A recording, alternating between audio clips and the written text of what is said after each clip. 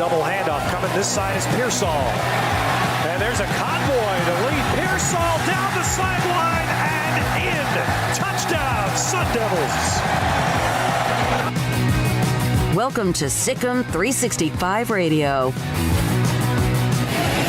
throw on his first play, and he's going to flip one up top. Jacob Copeland in stride. Looking for the end zone, he finds it from a 75-yard Gators touchdown. Sikkim 365 Radio is presented by IdealMRI.com. High-quality MRIs for $497 or less. IdealMRI.com. Your health is important, so is your budget. Here comes Gunter. He couldn't take down Bean, and Jason Bean stays upright to score. That is brilliant. The 3 o'clock hour is sponsored by Waco Custom Marketplace. Meats, sweets, Texas treats, and a cut above the rest. 425 Lake Air Drive, Waco. Calzado flushed off his spot, floating for Spiller! Touchdown, Texas A&M! They finally break through with 2:41 left! Now here's David Smoak, Paul Catalina, and Craig Smoak. All right, here we go on this Wednesday afternoon. We take you up until 6 o'clock. We're loaded up with writers who cover Texas A&M, Baylor, Florida, Kansas. That's who Baylor will play on the road this Saturday. And also Arizona State, the Sun Devils and Brigham Young and Herm Edwards. It seems like things have kind of, at least for now, kind of calmed down in Tempe, although the clouds of whatever they may have done last year during what was COVID and workouts and visits and whatever else. That's all coming up today. Also, John Machota, who covers the Cowboys, he'll join us today at 5. And Paul Catalina's top 5 today as well. Now, Urban Meyer has spoken. Forget, he's not going anywhere, right? Yes, because he's been so honest in the past. That's what Urban Meyer is a paragon of honesty and good values. That's what Urban Meyer is. Well, for those who don't know, he says he does not want the USC job. And I, for one, I believe him. I mean, what's he going to do? Just pick up after one game in Jacksonville and go head off to do what right now? There's a season in the middle of its second week or third week now. So, what's he going to do? What's he going to say? We'll see after the season's over and just how bad Jacksonville ends up being, what his desire level is for continuing to, build that franchise. But, as dysfunctional as the Jaguars are, I mean, the Khan family, I've learned a lot about Tony Khan through the wrestling business. And, they're not a bad franchise because they don't pay money or because they're not open to ideas. It's just they've had bad coaches and bad players. And, I think Urban does have an eye for talent now. Is it the type of eye that translates to NFL talent? That's what got Spurrier in trouble. He tried to go get a bunch of former Florida Gators thinking, I'll just get Danny Werfel and I'll get Rydell Anthony and I'll, have the same Florida offense, the fun and gun. And that didn't work at all because those guys weren't good enough. So if Urban's got an eye for talent and he can slowly but surely have the patience to put together a roster, I think they'll be fine. But it's going to take a long time. It's going to take a while. But it is him, so I understand the hesitation in believing anything that he says. I just don't see the appeal for someone like him to come back into the recruiting grind, and I think he even referred to that, or someone else referred to just that's not really up his alley anymore, all this name, image, likeness, and everything that comes with that, and that's totally understandable. I think I probably would rather deal with millionaires in some cases on a adult-to-adult basis rather than maybe you have to deal with millionaires on a adult-to 19-year-old basis, which is going to be interesting to see how that goes the next few years. But I believe him, but I'm not saying it's not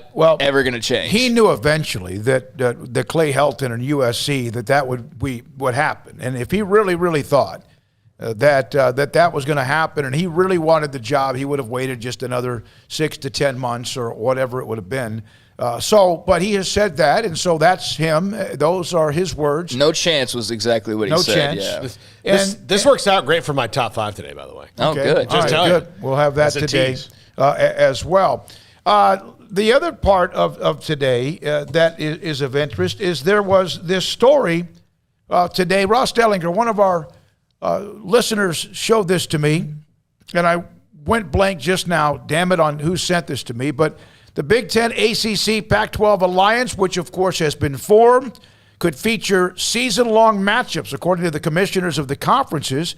And then, we just saw Oregon, Ohio State, and then we saw Washington at Michigan. And so the good news is that these aren't just going to be like early on in the year, but they'll spread them out. And I would love to see more. I'd love to see Oregon and Ohio State late in the year or a non-conference game late in the year. Now, I understand why they're not. The SEC is always kind of, not everybody, but a lot of them have tucked the game back into the end of the year. That's a non-conference game that's at home. And not usually a rivalry. Yeah, and either that or it's just somebody that's not very good. They're going to play 12 games. Other than the Big 12, whatever, conference championship, et cetera. So that's of interest, that they would spread them out a little bit.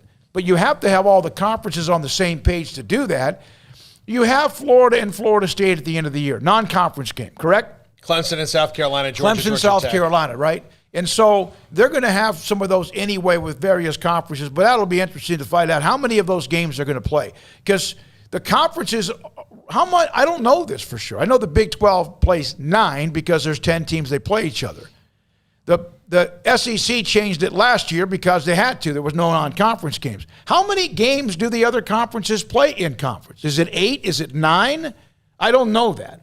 But they aren't going to, I don't think they're going to add more conference games. No, they have to reduce to do this. They might have to reduce it. Yeah, no, they'll have to. I think, some will have to eliminate a conference game to make this work.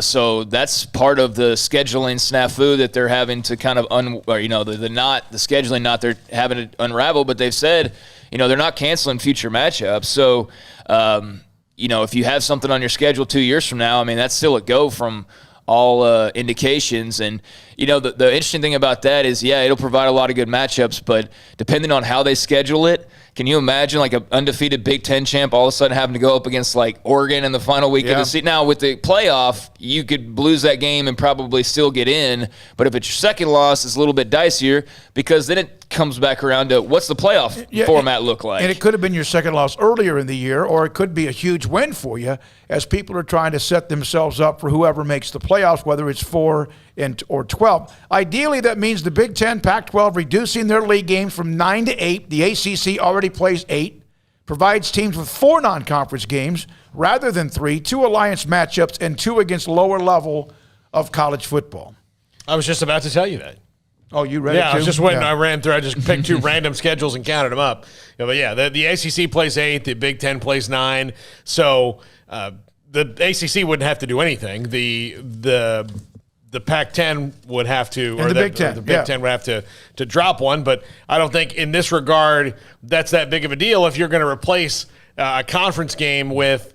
I think, and again, I also think that they need to redo the way that they do their conference games so that as these conferences get bigger, like the SEC is 16, the Big 12 is 12 again, and maybe more in the future. That it's not 8 years to 10 years to 14 years between the times that certain teams play. I think they need to. I like the pod system. I like that, or at least like the idea of it. But where there's a little more rotational stuff and the rivalries mean something, there's a way to do all this. I think sometimes conferences get lazy. We talked to Mac about scheduling yesterday, and he said that, there's a lot of, why are you doing all this scheduling 10 years in advance? Well, the NFL does it every year. They just play, hey, this is the division you're playing. You're playing these 4 teams from this division in the AFC, and then you're playing this division from the NFC.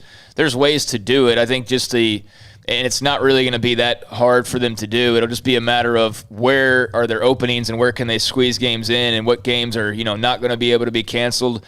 Because again, they said that, they're not planning on wiping out a bunch of pre-scheduled games. So, the alliance is chugging on along, and the scheduling part's really the part of it, in terms of what we've seen from the alliance, it's been all scheduling pretty much since they have started to trudge forward. Now, obviously, when various meetings and things like that happen in legislation, they will be heavily involved in that as well, because it's another side of why they've joined together. But, the scheduling problem I think is a good problem to have. Hey, where do we fit in Oregon on our schedule? Hey, where do we fit in Washington and Michigan on the schedule? That's a good problem rather than, where's this Alcorn State game go? Or, something like that. So it'd be interesting to see how they figure this out and how long it takes them to figure it out. But if we get more, Oregon, Ohio State games in Columbus, or, now Ohio State goes to Autzen and plays out there, and that becomes regular things for fans, I think that'll be great for all those conferences involved. From the Shooter TX, it looks like Franklin's going to USC. My bet is Penn State goes all in after Matt Rule. When that fails, they will flash the cash and steal Matt Campbell. And that's Shooter, and he's gotten some pretty good comments to us. Now, again, there's a long way to go, a lot of things to do. We're not trying to stir that up, but at the same time, well, it's out there. Obviously, yesterday, Luke Fickell, was it yesterday or Monday, tried to kind of pat that down a little bit, although his name's going to be a part of the mix as well. JT in Pikes Peak. We haven't heard from him in forever. Said, I don't care whatever Urban says, just make sure that Jacksonville loses this weekend. Well, I think that's a pretty good shot. I think they're pretty good odds to lose pretty much every game this weekend. I mean, they've got a lot of work to do. Trevor Lawrence is very much a rookie right now, so I don't think too many are fearing Jacksonville on their schedule for Urban in year one. Here's from Username, and Username had 2 or 3 other comments that for some reason were like, I don't know what happened, but Username, if there's only 8 games in the conference, get rid of divisions. Yeah. I read that and I was like, well, they don't want to lose conference championship game money. That's the only reason that there are divisions. Is the Big 12 still has a championship game despite the fact there aren't divisions. But the divisions allow you to play the game. The money allows you to make more money, or the game allows you to make a ton more money. You could still just take the top 2 based on your scheduling formulas. I mean, and that's what people would want to see. That's what the Big 12 has been doing anyway. The top 2 teams. It's just the top 2 teams. So if the other ones did it where, I guess there might be some pushback for some teams from either side saying, well, what if you're the SEC East? Well, if the 2 best teams are from the West, well, that'd be one of the 2 best teams. You don't have to worry about it anymore. They're not that anymore, so there's no divisions. So it'll be one of the 2 best teams. From Mike Terry, just throws in $20 on a super chat. Wow. By the way, on YouTube, 365 Sports, push the subscribe button if you haven't. We're closing in on 12,000 of you. Thank you. I'm going to have 2 bowls of ramen noodles tonight. Yeah. Thank you. And then also the like button. And some of you that don't like the content, that's fine. We want to hear from you as well. If you don't like it, then I don't know why you'd be watching us unless you're a masochist, but that's okay. Here's the thing. I never thought about the conferences and divisions and going down to 8 games. There really is no reason to have divisions if you're going to play 8 games. Unless it's then how do you come about your scheduling? You just do the same thing, right? How do you prevent, though, schedules from being top-heavy? Some that end up, let's say in the Big Ten, you play 1 or 2 teams you always play, and then you end up one year, Wisconsin, Ohio State, Penn State, Michigan. Wasn't that Nebraska's first year schedule in the Big Ten? I mean, I'm not trying to bring it up, but it wouldn't have mattered. It happens. Yeah, it happens. I think it sometimes also was a schedule last year that they changed because of COVID. Remember, Nebraska was outspoken, and they just said, "Okay, how about you lead off with Ohio State? And let's end this in a hurry." Sometimes. I think you just, as an institution, realize that yes, you're going to take it on the chin, but it's cyclical. If you're the Big Ten and Purdue gets the poo end of the stick on the schedule one year, Ohio State's going to get it eventually. And that might be a year they lose 2 games. Well, the thing about divisions too is the Big Ten, for example, they have a lopsided set of divisions. Mm-hmm. One division dominates, thanks in large part to Ohio State and Michigan State, by eliminating that, rather than Ohio State preventing a really good Michigan State team from getting into a championship game, they just play each other in a championship game. What would be better? Your top 2 teams that just so happen to be from this division, but you've got Ohio State can't play Michigan State because they're both in the East or whatever. So Ohio State has to play a far lesser team from the opposite division because we have to do division winners.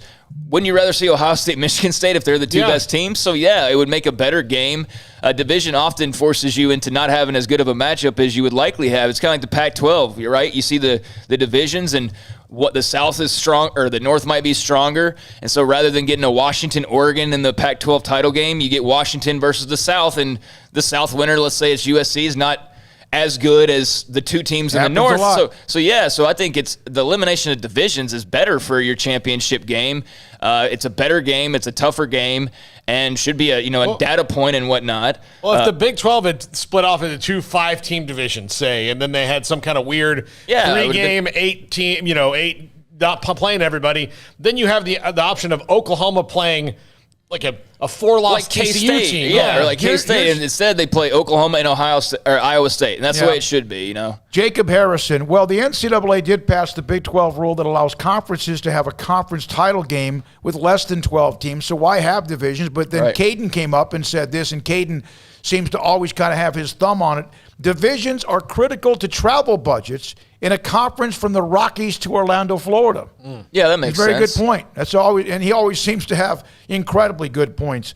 But with the Big Ten, I mean, are they so spread out that would be as much of an issue? I mean, they're all kind of clumped together up there in the Northeast together. So Big it would Ten? be. Yeah. Nebraska's probably the furthest west. And Rutgers is the furthest And east. Rutgers, Maryland would be the furthest east. Yeah, that does make sense. But, just looking at what would be best for a championship game, what would be best for a matchup, what would be best to just kind of eliminate some of the hurdles. I think the elimination of divisions would be good. But I'm glad that we have the audience that we have who have insight. And so, Hunter, you said – thanks for bringing that point up because it's a valid point. It's a 22-hour drive from Nebraska to Maryland. Man, we live in a big country. 1,400 miles, which in flight miles means not much at all. But you are crossing over what looks like about 5 to 6 states. And, of course, above Maryland, there's like 30. I don't need Caden coming in here and making sense while I'm trying to make my dream college football schedule. Caden is the architecture, believe me, of trying to always settle down a little bit of the misinformation that goes out when it comes to the chat room. He's kind of like our moderator at times. All right, 254-339-1122. Once again, at 3:45, Olin Buchanan on A&M and their quarterback situation with Haynes King out. Grayson Grundhafer at 4 on Baylor. Michelle Gardner covers Arizona State for the Arizona Republic at 4:15. Nick De La Torre, he's with GatorsTerritory.com on UF and Alabama. John Machota, Matt Tate in the 5 o'clock hour. John covers, of course, the Cowboys, and Matt covers the KU Jayhawks, and also Paul Catalina's Top 5. That's our schedule. Here we go. All right, let's go to the BetUS caller line. And Chris from Missouri, thanks for your call. Hey, guys. Good to talk to you again. You too. Hey, this is going to be an NFL question. I'm a Steeler fan, and, Big Ben's getting kind of long in the tooth. I didn't like the idea of bringing Deshaun Watson in from Houston, but I thought that would be a good transition if we could afford it. But Houston is crazy with what they're asking for. They want a combination of 6 picks or 6 players, and the picks would be 3 first-rounders, 2 second-rounders, and a third-rounder. For a guy who's got 22 legal issues that may prevent him from, playing in the league anytime soon, and even Houston not wanting to play the quarterback, I mean, where are they getting the value for him? I mean, basically, they're asking for more than you would have gotten from Herschel Walker trade from Dallas to Minnesota back in the day. Anyway, I'm just wondering about that. And one quick thing on the conference, the reason why you have the conferences, if Notre Dame had been in the same conference as Clemson, and they played during the regular season, and they were the 2 best teams, they would have to play again in the championship game. And then there's a chance that they could play again in the playoffs if they were one of the top seeds. So I think just to make sure that these teams kind of don't see each other during the regular season, they kind of try and cordon off them into 2 8th division conferences.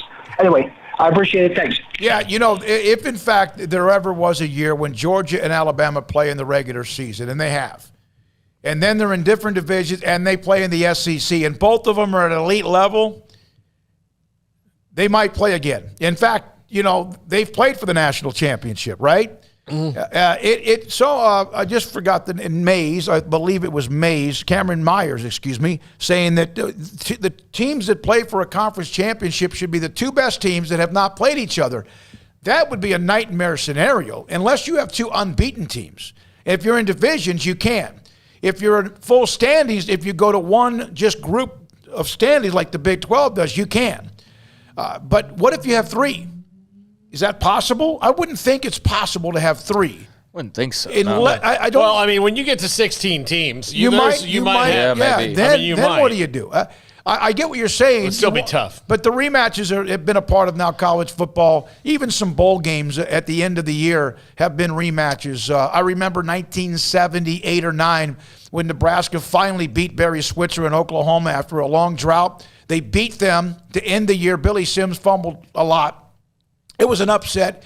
And, hey, oh, by the way, guess who's going to play in the Orange Bowl? Nebraska and Oklahoma. And that was a rarity. Now it's not. You see teams crossing over into the conference title games and then, again, sometimes even in bowl games in the playoff. Yeah, no, I don't ever come on here and pretend to be an expert, and that's why I think it's great to get feedback because I didn't consider, the possibility of 3 games. And I think the odds of that are probably pretty unlikely. So you would maybe run into that on occasion, but that's a valid point. And I mean, was it not the LSU-Alabama rematch in the national title game that kind of spurred everything to completely flip on its head? So, yeah, obviously they don't want to see a bunch of rematches. I think that would probably happen very rarely, if at all, to work out that way. But, no, I mean, yeah, that's something that they have to consider. I mean, it opens your eyes. Like, I started the show, I'm thinking, like, this is pretty simple, just blah, blah, blah. But now, because of you listeners, like, there's 5, 6 other, things that you have to take into consideration. You go, well, wait a second, that is a little bit of a deal. And then, wait a second, that makes this, make that. And, yeah, so appreciate the feedback. And, it's very interesting. From Charlie and Muskogee. If Oklahoma State gets an invite ever to the Pac-12, they'll take it. I don't think it will happen, but Pac-12 money would have to be much greater than the Big 12. But then this is the line here. Pistol Pete's tough, rough customer with his pistols for the tender hearts of the Pac-12. No, he would be holding a bouquet of flowers. He would not be allowed to enter the stadium. No, he'd have a bouquet of flowers rather than a big, giant plastic pistol for sure. But, yeah, I mean, I'm sure Oklahoma State's got their antennas up. I mean, for everybody saying, Oklahoma State or Kansas or what. I mean, obviously Kansas is keeping their eyes open. I mean, that whole, Big 12 feeling of solidarity lasted less than an hour once the Kansas AD spoke, and the new members are being ushered in, which was still that's so Big 12. It's so Big 12 to have a day like that. And here's the Kansas AD talking about, well, we're still looking around. But yeah, I mean, I think there's nothing that's truly settled. I mean, I think the dust has settled for the time being, but there's plenty of conversations that are going on behind the scenes. And I mean, I think outside of the SEC, who clearly has a very solid future no matter what moving forward, because they have, they're in bed with ESPN. I mean, all the way. And now they're adding Texas and Oklahoma, so they're not going anywhere. The Big Ten's not going anywhere. But those others, like, I'm not saying the ACC or Pac-12 will go away, but I don't think the Pac-12 is so solid, even with Klyavkov looking like he's a much better commissioner than they've had in quite some time. I don't know that they're all sold on, they're all going to be together for forever and ever, and they're going to be the ones adding teams. I still keep my eye on, if I'm the Big 12, the Arizona schools. I keep my eye on Colorado and just see if there's any shift in the landscape, whether it be, politics coming into play or whether it just be disagreements over how things are handled that, like Texas and Oklahoma, they finally got, we don't want to do this anymore. And I think that's possible for other teams in the future and other conferences. But sure, the Pac-12 will remain on the hunt, and teams like Oklahoma State and Kansas got to do what's best for them as well. And from Caden, Kansas is locked down. The KUAD just wanted to say something to point at him. He wanted to be noticed. He's young. And he also wanted, and again, this is not a negative to him. I'm He's not also knocking him and stuff. Kind of making sure that his what do you call your constituents are proud that, hey, we have other options if we want them. I just found it funny that on this day of celebration, it's like everybody's together, and then here he comes. He's like, "No, we're still looking." And there's a lot of ADs, Paul, and coaches, and presidents. They forget that everything now is public. Yeah, there are none of these like let's meet with donors in a room at the country club, or let's go ahead. Everything is out there. I would venture to guess, though, and that's unfortunate because there's a lot of good things that could be said sometimes in those little gatherings that you pay money to go have dinner with the president, and then all of a sudden, that used to be able to you get a few of the nuggets. I would venture a guess that when he said it, he ddidn't think anything of it. Like he was like, "Oh, well, I'm just answering a question." Yeah. And then later on, somebody says like, "Hey, what did you mean by that?" And he's like, "What did I mean by what?" And then you're like, "Well, this is not the time to say those things." It happens a lot. I think people, especially who are not, particularly in front of the media a lot or media trained or care about that kind of thing or think about it, sometimes just say things and then you go and talk to somebody like, oh my gosh, I didn't even think about that. So yeah, it's not that big of a deal. I mean, it would make me just keep my eyes open on their moves, but I wouldn't, kick him out or anything like that. From MH5, if KU got an increase in donations from those comments, he did his job. From Colin, I really don't get Kansas's butthurt. Football makes the money. You really struggle with that. Of course, their basketball team is powerful. Alan Bishop, once at New Mexico State, the president took away Pistol Pete's, yes, the same Pistol Pete's guns. They gave him a lasso, so the student body renamed him Lasso Larry. Eventually, they received enough pressure to return the guns. I'm surprised the lasso didn't get a bunch of blowback as well. No. I mean, you can't even do that, and you can't even have obviously the noose is a very, controversial image, and so. I'm surprised the lasso even was allowed. And Mike Bean, thank you, Mike. Goff's AD Goff at Kansas. His degrees in journalism, he knew exactly what he was doing. Oh. Thanks for the feedback Got a media guy in there, huh? Okay. All right, let's go back to the BetUS caller line. Matt in D.C., thanks for your call. Hey, thanks for taking that call, guys. Man, this division talks has got me really wondering because I was just assuming, naturally every other conference is in divisions, but looking back, man, how many years was Oklahoma and Texas, whoever won that game, you're going to the Big 12 title game and you're going to play an unranked Colorado. When Texas is sitting there in the top 10, like, well, hell, what about us? We're way better than Colorado. I'm thinking, man, now those two guys are out. Let's just say you're Baylor and Oklahoma State. We drop a 1-point game to Oklahoma State. Oklahoma State goes to the Big 12 title game to face the 6-6 Iowa State, just won the North Division. And we're just sitting there. So, hey, if we can do it like a 9-conference team game, like we do now, and then just take the top 2 teams. So like the best conference teams play. I'm all for it because go talk to the Oklahoma and Sooners and Texas fans cause just looking back. In 2003, number 1 Sooners played 13 ranked K-State or Colorado. And I'm sure, or even the 2008 team, Oklahoma played at number 19 Missouri, and Texas Tech and Texas were both in the top 10 that year. And they're just sitting back watching Oklahoma because they had a stupid tiebreaker. So, hey, let's do a 9-game round robin and best 2 teams play. I want to respond to you, but Paul, you go first, and then I'm going to give you an example of that was also in favor of UT when they most likely won the Big 12 title. But had you gone with the scenario you mentioned, they wouldn't have been in that game. Well, I think we're on the same track here. There are several times like Kansas State walloped Oklahoma in a Big 12 title game. They had no business. 03, 03. And it wound up not mattering for Oklahoma's bowl placement. Nebraska lost to Texas on the James Brown play. The first year. Texas would have been tied for 3rd in the conference. Mm-hmm. Nebraska was 8-0. Colorado was 7-1, lost to Nebraska. They were both in the top 10. And Kansas State was both 6-2 with Texas. So that's all cyclical, but I get what you mean. Sometimes one division's top heavy compared to the other. But then here's the thing. If you are the team that loses to the 6-6 team or the 7-5 team below you that you should have had no business playing with, then it can ruin your season. I'd rather run the risk of losing to the second best team no matter what. If I'm the top team or not. Like I think that presents a better scenario. Especially when it comes to the 12-team playoff, you have the 2 best teams play, they play, and it is. So think about the 12-team playoff. I want my 2 best teams in. I don't want to run the risk of having one of my teams that might be on the cusp anyway of a 12-team playoff losing to somebody who have no business losing to most of the time. The top ranked, if you take rankings of each team in a Big 12 championship game, the 2019 Oklahoma-Baylor game, OU was 6th in the country, Baylor was 7th. You combine the rankings, that's 13. You've had 1 against 9, that's 10. You've had a little bit of that. You've had 3 against, 17. And so it's cyclical, though. But that's amazing. I didn't realize. You're right. That at Oklahoma-Baylor, because that game had been played just 3 weeks earlier, it was a hell of a game at McLean Stadium. Yeah, that was a situation where a rematch happened, and the rematch was fantastic.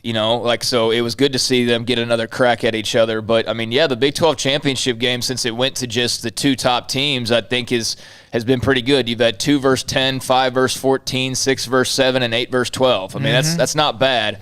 But you go back to previous years, and there was a couple years in a row where the North Division wasn't that great, and Colorado is unranked completely, and they're playing for a Big 12 title versus your top 10 Oklahoma or your top 10, top 5 Texas team. So, yeah, that's where the divisions sometimes. In 04 and 05, Colorado was unranked both years and played the number 2 and number 2 ranked teams in the country. And instead of it being Oklahoma-Texas Part 2, which would have been like a top 5, top 10 matchup, that would have been a much better of a game. But, yeah. All right, here we go. We'll take a break here. Come back with more. We'll have Olin Buchanan at 3:45 on A&M as they move forward without Haynes King. And we saw what they did on Saturday and gutted out a win. I know some thought it was a sloppy win, a disappointing type of. They won the game under some severe circumstances with the quarterback going out very early.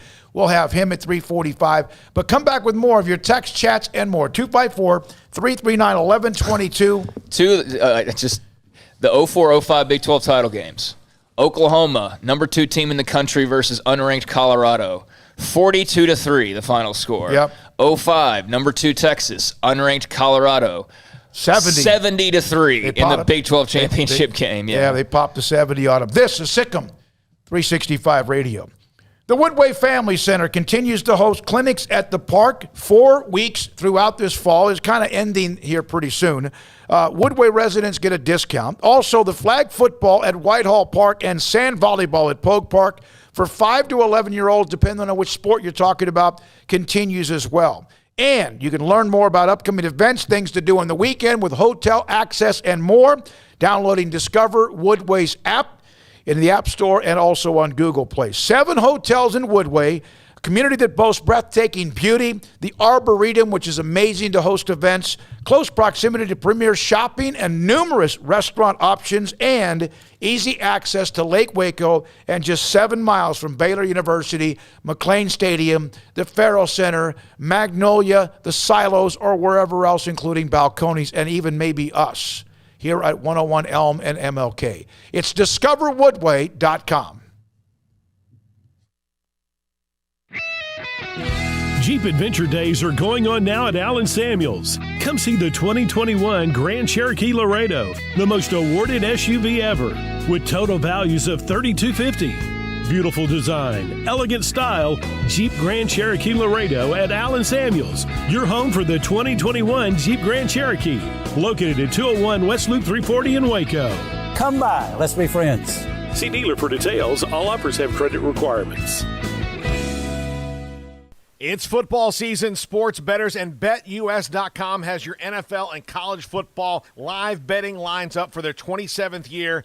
Why BetUS.com? Well, they're the 3-decade leader, and you can join now for a 125% bonus on promo code SICK'EM125 with cash, or a 200% bonus on crypto with SICK'EM200. The 3-decade leader with action on every sport across the world. We can pretty much guarantee that they've got your game at BetUS.com. Use promo code SICK'EM125 or SICK'EM200.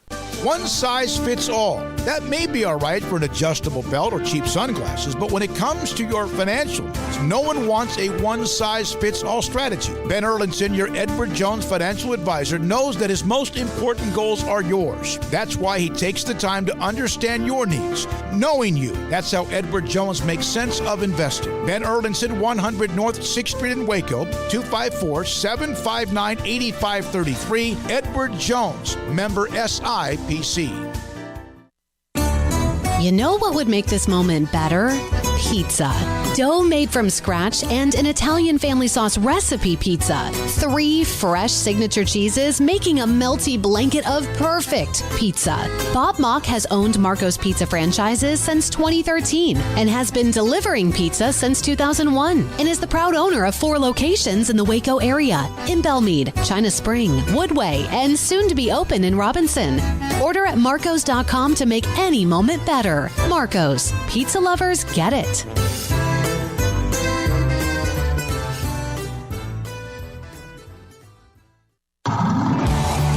It's time to fire up the grill, heat up the oven, or get that deep fryer going to enjoy the top quality products at Waco Custom Marketplace. Order 30-pound sacks of live crawfish by 6 on Wednesday. Pick up on Friday afternoon after 2 or Saturday. Enjoy the weekend. 30-pound sacks of live crawfish available right now for $4.25 a pound. Find all the crawfish boil ingredients you need, including red beef potatoes, sausage, corn cobettes, and Louisiana boil seasoning. Make your order for live crawfish by Wednesday at 6. Pick up on Friday after 2 or all day Saturday, and enjoy the weekend. Waco Custom Marketplace, your home for fresh baked kolache, cinnamon rolls every day. Butcher shop to cut your steaks the way you want. Fresh seafood, summer sausage, boudin, house cured and smoked bacon, spices, seasoning, soup mixes, and more, and weekly gift boxes for any occasion. Waco Custom Marketplace, 425 Lake Air Drive in Waco, or WacoCustomMarketplace.com.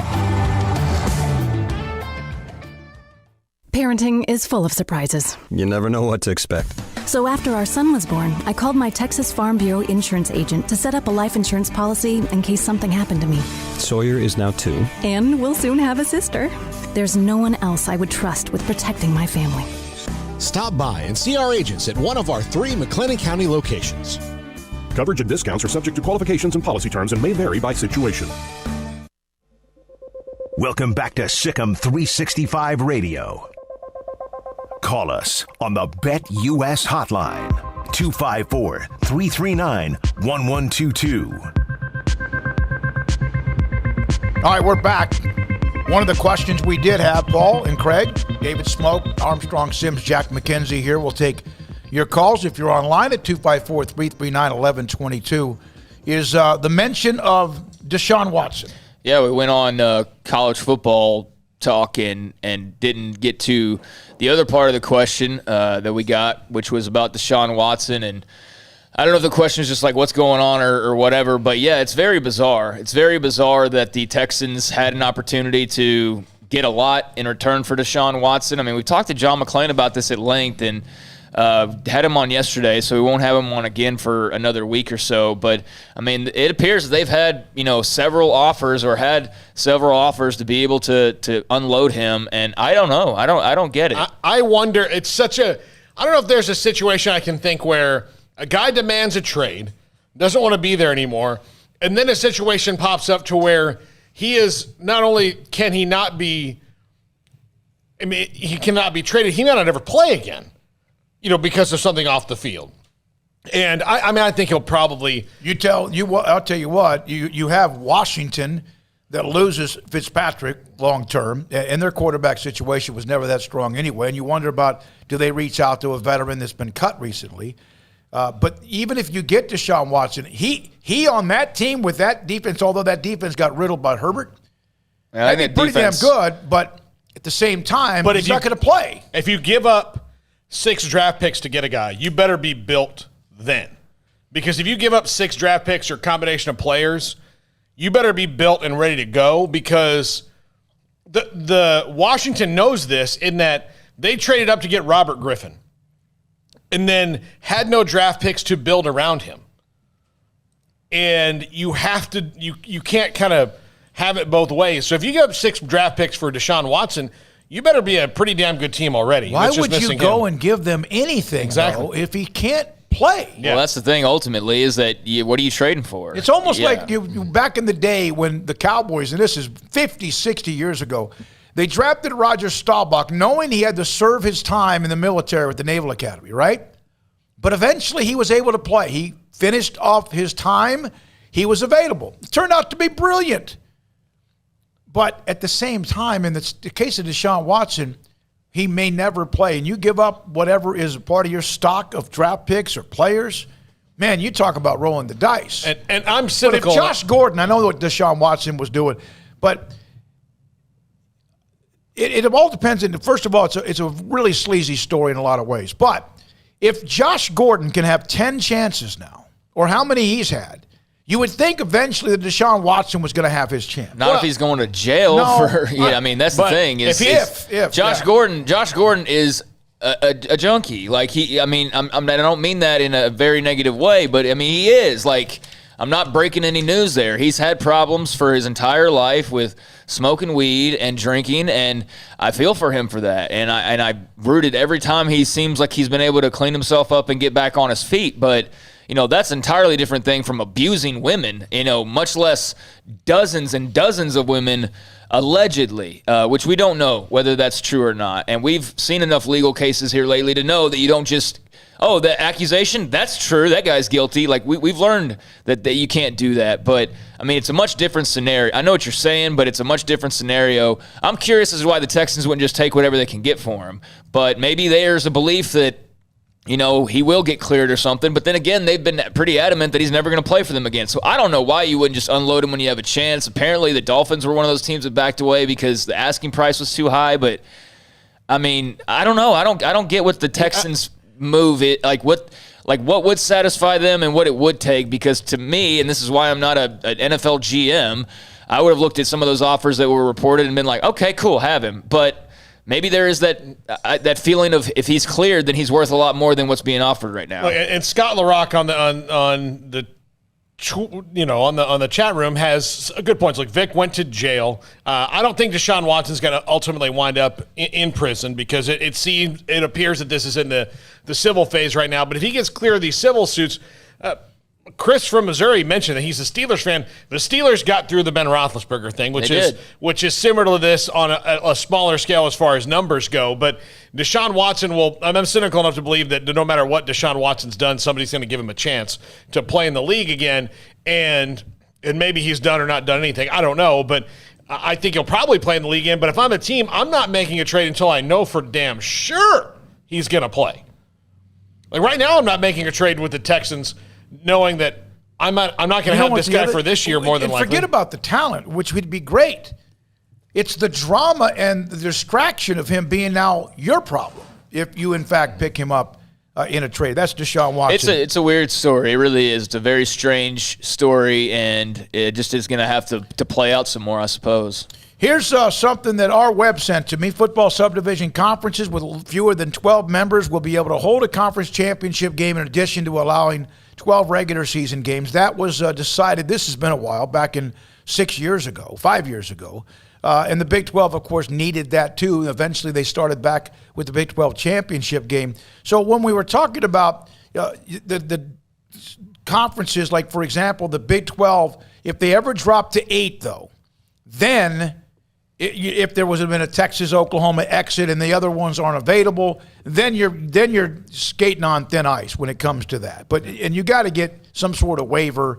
The problem would be not only that you're not maybe play a conference championship game, you probably lose you lose 2 or 3 critical data points as well with games and no conference championship game if that's the case. Olin Buchanan covers Texas A&M. He'll join us here in just 1 second. 254-339-1122. Let's take a call. We got to be on time because we got a bunch of guests, like almost for the next hour, rapidly across. All right, got to put T-Rex on the shot clock real quick. T-Rex, you're on the BetUS caller line. Go. Hey, guys. I just want to ask you, have y'all ever seen the movie The Outlaw, Josie Wells? Yes. I assume you probably have. All right. Make sure you put that on repeat because that's what we're doing this weekend. We're going hunting for redlegs. Kansas, we're going to burn you down like we did back in 1863. The Massacre of Lawrence version 2, Sick 'em Bears. Wow. Came in emphatically. Emphatically.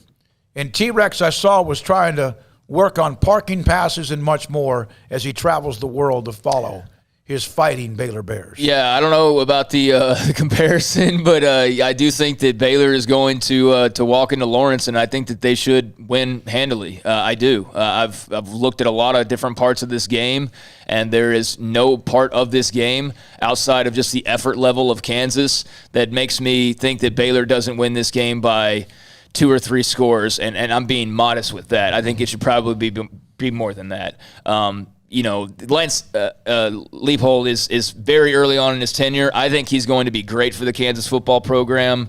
over time, had no offseason, had no spring ball, had no time to even, do too much to the roster. No recruiting class. Yeah, no recruiting class. Was able to bring in, thanks to the transfer market, a bunch of Buffalo guys so that they at least know what they're doing, but they are very bare bones and basic. Much like Baylor's offense with Jeff Grimes, it's very simple. People are like, they're holding stuff back. No, it's just what it is. It's just, they're going to run until you stop them, and then they're going to pass when you can't do anything about it. But, yeah, I think Kansas they're wide zone, so that's all familiar to Baylor. Their defense has been practicing against that for the last several months. So, Jason Bean's a little bit of a threat at quarterback, but ultimately, every single matchup across the board, I favor Baylor in. So I do think that they're on the hunt this weekend. All right, here we go to Olin Buchanan when we come back from TexAgs.com on A&M as they move forward. They don't just have problems, injuries with the quarterback, but obviously that's the one that seems to be the main focus, as it usually is.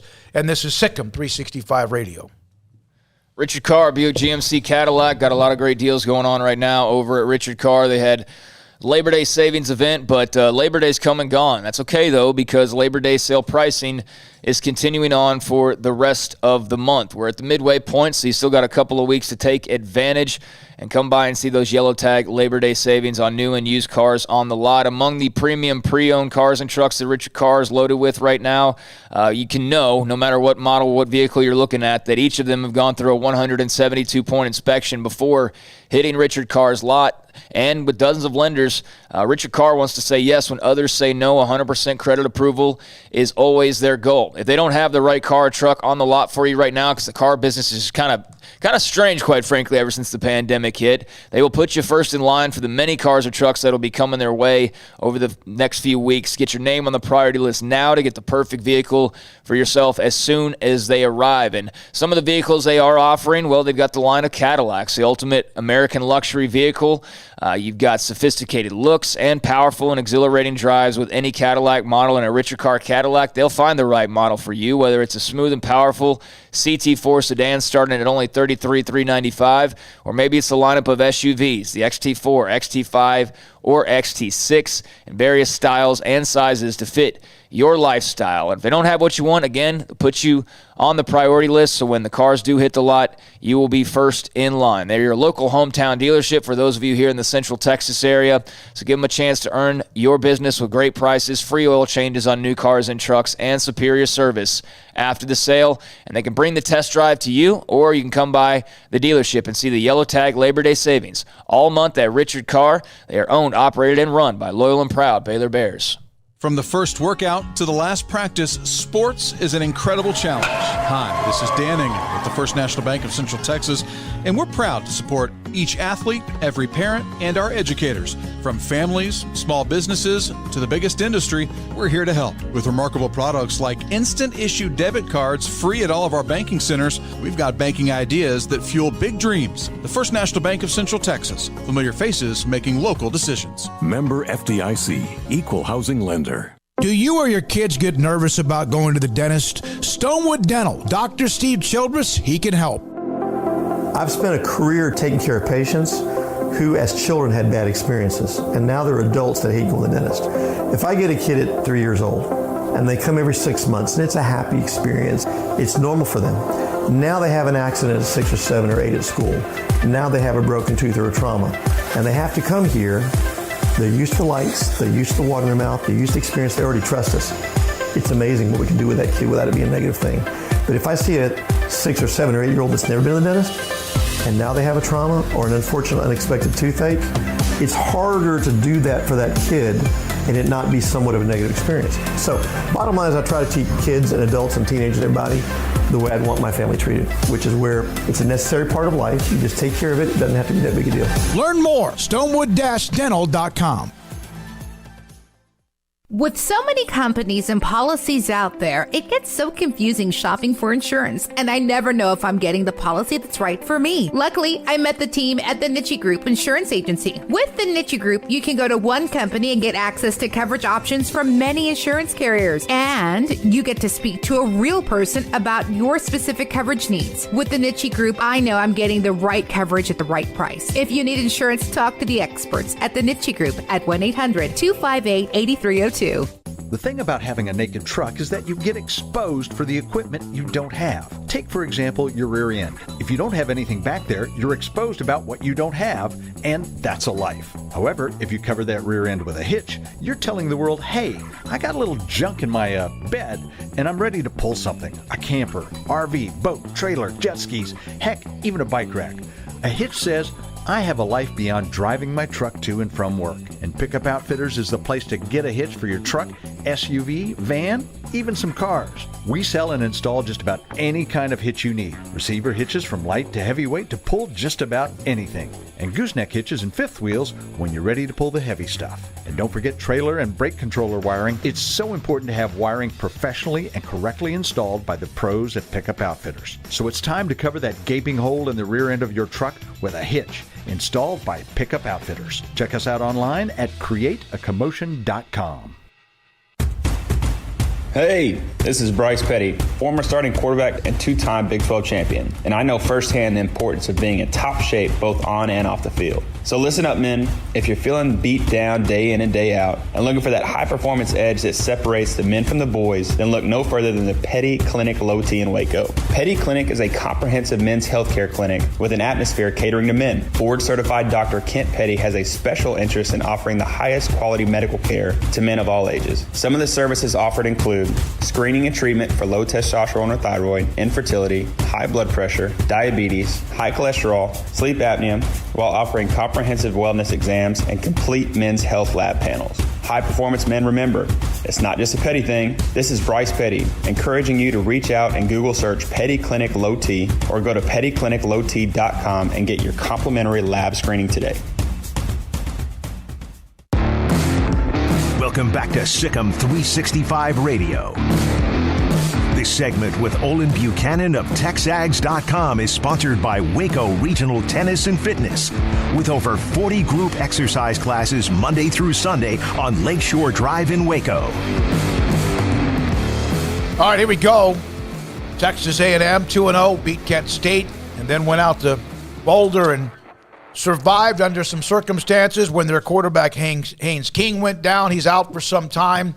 And Zach Calzada came in, and although it was at times erratic, when the game was on the line, it seemed like he just kind of went back to and just playing the game. And Olin Buchanan joins us, TexAgs.com. How much of what he did late in the game, not the 18 of 39, but what he did late in the game, gives A&M hope that they can get through this time without Haynes King? Yeah, I think you just put it right. It gave them hope. It looked hopeless for about three quarters.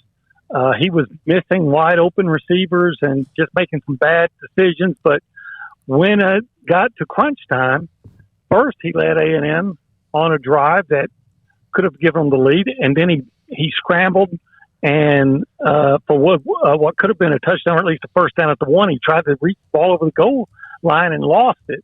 So you lose a fumble into the end zone, and you're thinking, okay, now it's really over.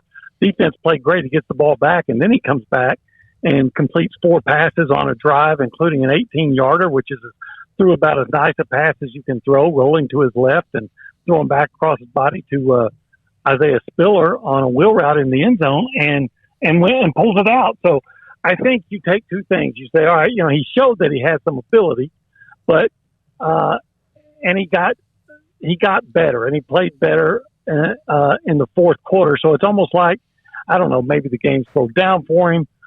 Maybe he finally, I think more than anything, he just settled down. I think he looked like he was unprepared and then almost hyperventilating to start the game, and it took him a while to settle down and just, play football.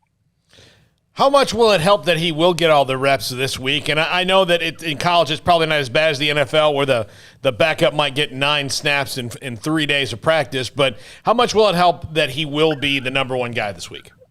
Well, it's got to help. I don't know how much, but it's my understanding that the starter gets about 80% of the snaps in practice. And so he goes from getting 20% to 80%, working with, the first team and all those things. And also just understanding that he's going to start, that he's going to be the guy from, probably until at least November.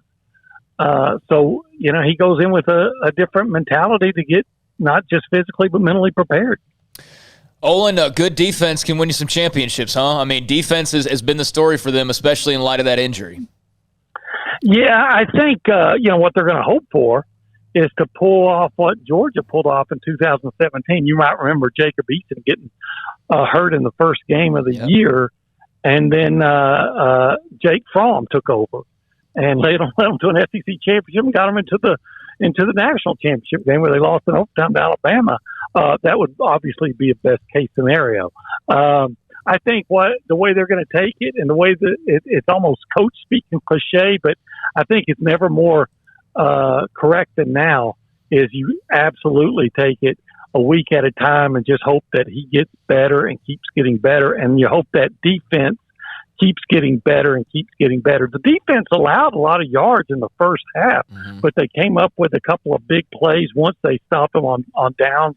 At the Colorado was at the A&M 5-yard line, so they got nothing. And another time, Colorado had 1st and 10 at the 22, and A&M threw them for losses on a couple of back-to-back plays. They missed the field goal, and then in the second half, just completely dominated. I think Colorado got 54 yards in the whole second half, and that's where the running back who was the Pac-12, he was the Pac-12 Offensive Player of the Year last year, so there's some ability there. So the defense played great. Can you count on your defense to play to that level every week? You sure hope so, but that's like expecting your pitcher to go out and give up no more than one run every game.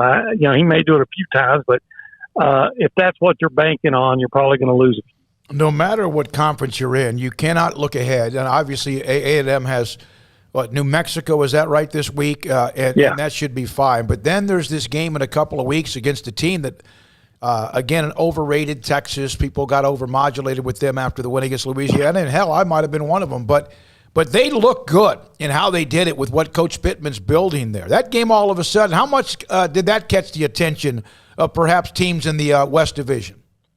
Well, thank God it's everybody's attention. I don't got A&M's. Part of it is, I question how good Texas is in their offensive line and their defense. Okay, but if you're playing a team, if you're good and you're playing a team with issues, you're supposed to take advantage of them. And Arkansas certainly did. I think Arkansas is a team that overall doesn't have as much talent as most of the teams, or maybe even all of the teams, save Mississippi State in the SEC West. But Sam Pittman does a great job game planning. Barry Odom does a really good job on defense. And Sam Pittman motivates, and more than anything, and I've said this before, he coaches with common sense, which is things that they didn't do before. If something's working, he's going to keep doing that. Whereas the previous coach, sometimes when they were running the football and getting chunks of yardage, he still was, going to throw 40 times a game, and it just didn't make sense. Sam Pittman just brings Arkansas football back to common sense and, basic concepts that work. Olin, what have you thought of the A&M offensive line thus far? Hit and miss. I think last week was kind of hard to judge them because Colorado came in and their whole plan was to play run defense. They put 8 in the box, and they were very often walking up a safety at the last minute to have 9, and their whole game plan was obvious. They're going to fill in as many of the holes as possible and just say, A&M, if you're going to beat us, you're going to have to throw. And after Haynes got hurt, quite frankly, Zach Calzada came in, and there were multiple times he had open receivers and just overthrew them. And I mean, when I mean overthrew them, I'm talking about like you're a 6'5" Jalen Wademeyer, and you're wide open at the 10-yard line, and he throws it 5 yards over your head. I mean, just airmailing it. So the plays to call were the pass plays. They were good plays to call. They just weren't executed at all until the fourth quarter. So had Zach been able to connect on some of those plays, it may have forced Colorado to adjust with their defense, and then maybe you would have gotten some more success in the running game. I will say on the last, I think it was on the scoring drive, Devon Achane went around left tackle for about 12 yards, and if you watch it closely, and I don't expect you to, but if you were, you'd see the freshman center, Bryce Foster, just decleat Nate Landman, the middle linebacker, who's Colorado's best player. And it was a big factor in him getting that, in A-Chain getting that game. So, yeah, it was up and down. It could have been better, but there definitely were some circumstances that were kind of beyond their control. But, yeah, right now, I'd give them B- so far after 2 games. Olin, are you telling us that Zach Calzada might have a little nuke Lelouch in him where he can throw it far, he can throw it wherever you want, as far as you want to, we just don't know where just yet? Yeah, one time back in the day, and Dave will know this, I had a friend, a coach named Dickie Meeks at Chapel Hill High School in Tyler, and we were talking and just about the time about his new quarterback, just about the time school was out, and there was about 15 school buses lined up, and we're about a quarter mile away. And I said, does he have a strong arm? So, yeah, he can throw it from here to those buses. You just don't know which one he'll hit. And I think right now that's kind of where we are with Zach, even though he threw some dimes on the last drive. Now, one time he had Isaiah Spiller open in the right flat for 20 yards easy, and he overthrew him about 3 feet. So I think, and who knows, we won't know until we see him play more. I think he was a matter, it appears that it was a matter of nerves, a matter of maybe being too amped up, whatever, but he did get better. And I think if you're an A&M fan looking for a silver lining, what you look for is the fourth quarter when he threw the ball better, and you say, okay, maybe he just got all the nerves out of his systems and then settled down. And we probably, I don't think the New Mexico game will answer that question. We won't know until they play Arkansas. Olin, thank you very much. Appreciate your time. We'll be, I'm sure, reaching out to you again with the schedule they have coming up. Olin Buchanan, TexAgs.com, at Olin Buchanan on Twitter. Here's what I do. I hand it to this guy named Spiller. I hand it to A-Chain, and I throw to the big tight end. And I do little end arounds to Anaya Smith. Yeah, let him kind of on occasion get him in space as well. They're going to have some things to work through. They do have the buffer this weekend, which is good news. You have New Mexico, and then though it's on and popping. It's totally on after that. I think that Arkansas, like A&M and Arkansas, even if one team's not even that good, which as of late has been Arkansas, is always a wild game for the most part.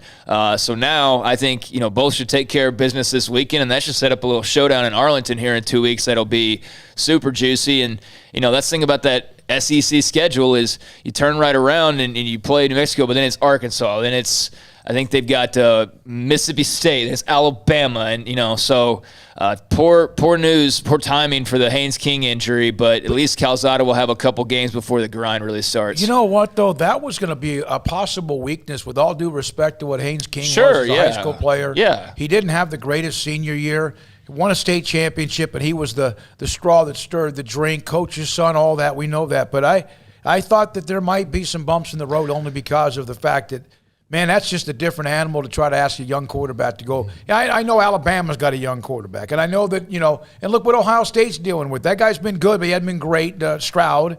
It's just, man. Yeah, well, they had a young quarterback. They also have a brand new offensive line, or for the most part. So they had to replace multiple starters there, and now you're doing a young quarterback, rotation because now King is hurt. So Calzada's. What grade is he? He's a year ahead of him. Yeah, a year ahead. So he's, I guess, somewhat young. But, yeah, I mean, you got two relatively inexperienced quarterbacks and inexperienced O-line for the most part. But thankfully, you've got a lot of good weapons. So like you said, get it to A-Chain, get it to Spiller, and so on. All right, coming up, Grayson Grundhafer. Then we'll have Michelle Gardner. She covers Arizona State. Nick De La Torre covers Florida Gators. All of that right around the corner. Sikkim 365 Radio. Waco Custom Marketplace, meats, sweets, and Texas treats since 1940. Although Waco Custom Marketplace is a brand new business, it was built just a few years ago. Waco Meats, it was a distribution center for all the great product for restaurants, and you could go by there and pick up what you wanted on the inside front of their store. But it was the place that fed restaurants as far as the meats, seafood, poultry, pork, all of it. And now they have Waco Custom Marketplace, and they have it. It's done great. Brian Bauer runs it. Bauer family owns it. And right now, fresh cut beet, beef, whatever you want when it comes to tailgating. If it's tri-tip, brisket, sausage, chicken, you want that boudin, they'll have options for you. And also house-made smoked sausage and jerky. Fresh Texas seafood, Texas produce, made from scratch bakery items, including fresh bread, kolaches, cakes, muffins, bagels, beer and wine, many other Texas treats, and all the snacks up and down the aisle when you walk. It's not a very large building, but it's got plenty of room for the great product they have and produce as well. At Waco Custom Marketplace at 425 Lake Air Drive in Waco. At long last, it's time for some college football. Bird Collision Ford proudly supports the Baylor Bears as they take the field this season. Hi, I'm Mark Stewart with Bird Collision Ford. We have some great vehicles available this season as well, so come check out our winning lineup of new Fords. Let's cheer the Bears on to victory and celebrate by buying a new or pre-owned car, truck, or SUV. Visit us anytime at bkford.com. Buying made simple at BK Ford. Sic 'em Bears. At Ideal MRI, we feel blessed to be a part of the Waco community. We're a small family business right here in Central Texas, and our goal is to bring down the cost of healthcare while maintaining high quality. At times like this, the cost of healthcare has never been more important, and unfortunately, significant illnesses and injuries still occur. That's why Ideal MRI is open and here to serve you through the difficult time. We offer premium MRIs just like a hospital with state-of-the-art technology and specialists, but you'll pay less. Sometimes thousands of dollars less, whether you're using insurance or not. At Ideal MRI, we accept most insurance and there are no hidden costs, even offering financing if that's needed. Everything included in the price, and you'll not get something as a surprise in the mail later on. If you need an MRI, ask your doctor about Ideal MRI. They'll know. You can schedule an appointment safely from home online in minutes at idealmri.com or give us a call, 833-IDEAL-MRI, idealmri.com. Let Camille Johnson Realtors guide you seamlessly through the process of buying your dream home or selling your current one. Commercial, farm and ranch, or residential, Camille Johnson Realtors can smoothly and successfully lead you through any transaction. With a team of 28 experienced agents who are excited about serving you, Camille Johnson Realtors services the entire greater Waco area. If you're in the market to buy or sell, contact Camille Johnson Realtors, 104 Midway Center in Woodway, or find them online at www.camillejohnson.com. Camille Johnson Realtors, elegant, charming, warm. Welcome home. Born in Waco, Brotherwell Brewing exists to serve the Central Texas community with locally crafted beer of the highest quality. They want to bring Central Texas closer to the brewing experience so everyone can enjoy well-made beer as much as they do. For 2.5 years, they've been bringing high-quality beer to Central Texas at their location on Bridge Street in East Waco. Brotherwell Brewing believes in community and bringing people together to enjoy products made in their community. So for your game day, whether it's a tailgate or at home, stop by Brotherwell Brewing for high-quality craft beer made right here in Central Texas, 400 East Bridge Street, and check them out online at brotherwell.com. Boots add protection. Good boots help you climb better and move forward faster. And when your son or daughter steps into the boots of a U.S. Army officer, they also learn how to lead. In these boots, they'll gain more confidence with expert training in one of more than 150 occupational specialties. In these boots, they'll stand a little taller and lead a team with diverse backgrounds and areas of expertise to successfully accomplish whatever challenge comes next. In these boots, they'll earn respect with valuable experience from day one that will give them solid footing for success into the future. Highly qualified candidates who earn a spot on our team can receive comprehensive health care coverage, college tuition assistance, and a bonus of up to $40,000. See all the things your son or daughter can achieve in our boots at GoArmy.com. U.S. Army Waco Recruiting Company, 254-598-8131 or 254-776-1543. Welcome back to Sikkim 365 Radio. A little interesting here. Yeah, tight formation. They'll go Howard, and he goes nowhere. And he lost the football, and it's scooped and picked up. And this is going to be a 99-yard return for 6. J.T. Woods, an exclamation point for Baylor. The 4 o'clock hour is sponsored by Boozer's Jewelers, the wedding ring store, specializing in custom jewelry and repair, all in-house. Now here's David Smoak, Paul Catalina, and Craig Smoak. All right, Grayson Grundhafer, normally, Sikkim365.com. He does the Bearcast with Craig on Tuesdays up on the site, and also recruiting analyst with his segment with us Fridays, but early this week. And just a few minutes with Grayson. Grayson, what was your thoughts on how the Baylor offense, against a team they should hammer, but the way that they showed the ability to open up, no matter who the competition was, and able to stretch the field a little bit with Gary Bohannon? Yeah, I thought that was a really positive sign. I mean, I don't see how you could look at it any other way than that. I mean, they clearly took those shots in the Texas State game, weren't able to capitalize on them, but in this game they did. And I think that was a real positive. They ran the ball extremely well, and that helped open up things over the top, and Gary was accurate with the deep ball this week. I think they're going to get challenged significantly more going forward. But I would say I think it's nice to see that on film. Nice to see Gary go out there and look really comfortable in the pocket, the offensive line giving him a nice pocket, and then him delivering an accurate deep ball. So, yeah, I think they opened up some things, were able to take some shots deep just like they did against Texas State. And it's very clear, guys, this team is going to run their offense, and they're going to continue to run their offense until someone forces them to have to do, things a little bit differently. But yeah, I've been very impressed with this team over the past 2 weeks, especially last week as they took care of business. Grayson, does anything bother you about Kansas? I mean, their quarterback's pretty mobile, but they're still way behind the 8 ball. Yeah, they're not a very good team at all. And so I think it's just one of those things where you really have to kind of look at them and go, okay, they're not that talented, but they're still a Big 12 team. They're still a team that can absolutely give teams problems. And you saw that a little bit against Coastal Carolina. I felt like they were challenged a little bit, and I felt like Coastal was kind of off balance a little bit because of Kansas's ability to just control time of possession and really take care of the football and do a nice job of running their offense the way that they needed to.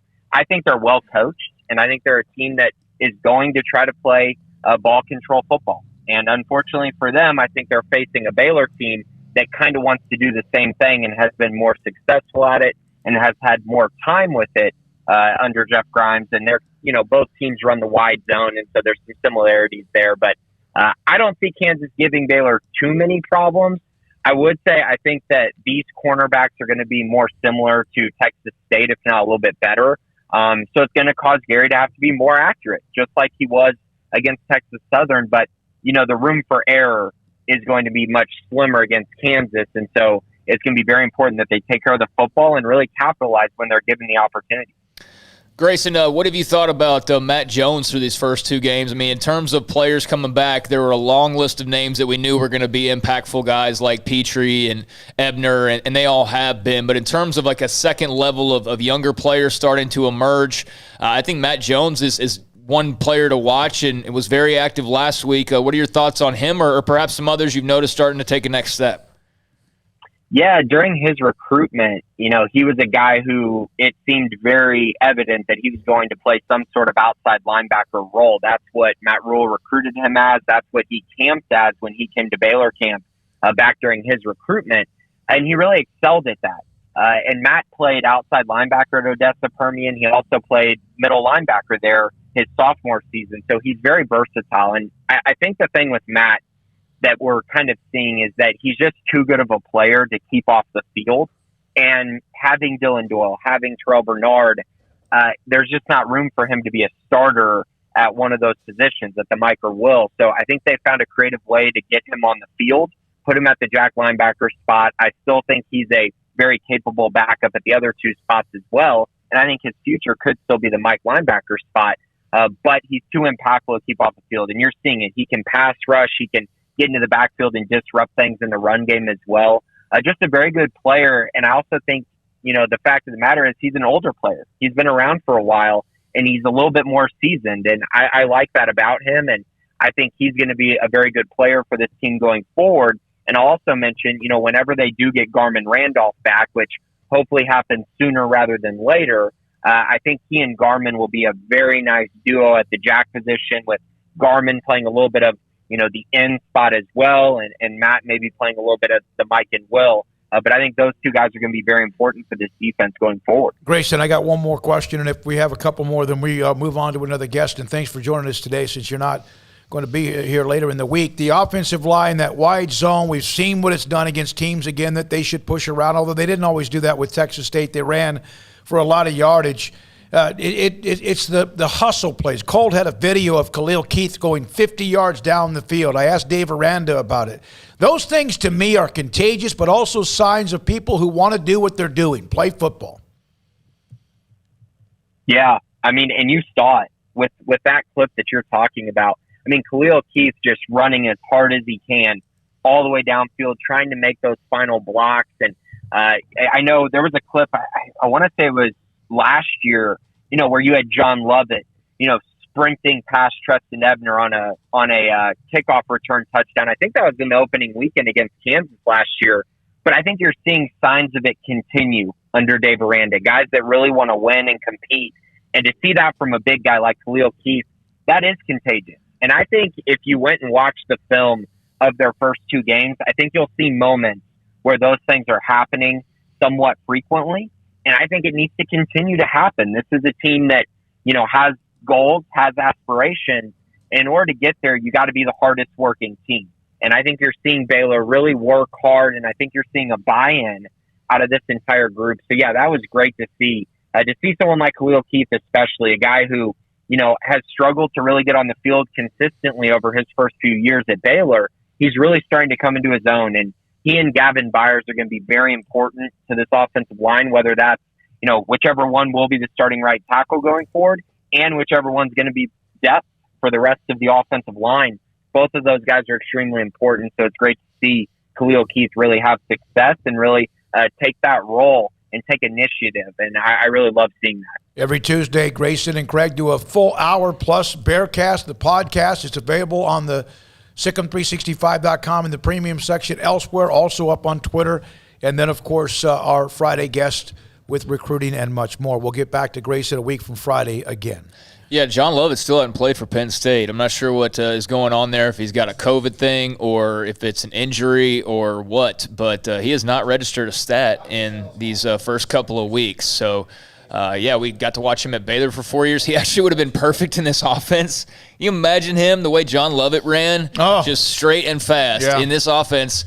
And physical. It would have been, my gosh, he would have been great. But, not sure what's going on in Happy Valley with him, but hopefully he sees the field soon. Well, they have Auburn this week, and if he hadn't played the first couple of games, they had Wisconsin the first week. Like I said, maybe it's COVID that's kept him out. Who knows? No, you're right. Michelle Gardner, Arizona State beat writer for the Arizona Republic, joins us now on Sikkim 365 Radio. Arizona State Brigham Young and Herm Edwards and company off to a 2-0 start. Michelle, thanks for your time. We appreciate it. And obviously, this is a barometer game. Brigham Young with the win against Utah, Arizona State, and Brigham Young this week. Your thoughts about how the Sun Devils enter this game? Well, they need to play better than they've played in the last two games, that's for sure. Their performance really has been underwhelming, and I hate to be so critical this early in the season, but you're talking two teams that they did win convincingly, but they didn't look good doing it, so no style points in that regard. So they just need to clean a lot of things up. Penalties were an issue in the first game. And they've got to find a go-to wide receiver. Jaden Daniels hasn't had a lot of luck throwing downfield. It's been more underneath stuff, and he's kind of working with some new wide receivers, and we really haven't seen a deep threat emerge from that group. Where do you think they are in Herm Edwards' overall plan to get? Are they ahead of schedule? Are they behind schedule, on schedule? Well, it's hard to say. This year they had 20 returning starters. So, and it's a veteran team. We're not just talking players that are in their first year as a starter. They've got players that are third, fourth-year starters. So I think they're on schedule, but they haven't played up to potential, if that makes sense. How has Jaden Daniels looked through the first couple games? Well, Herm... Well, yeah, it's a kind of a mixed bag, and Herm talked about this yesterday, and he said, he's only played 6 games with this set of wide receivers. And I think last year, Jaden, I don't want to say he took a step back, but he didn't develop because they only played 4 games.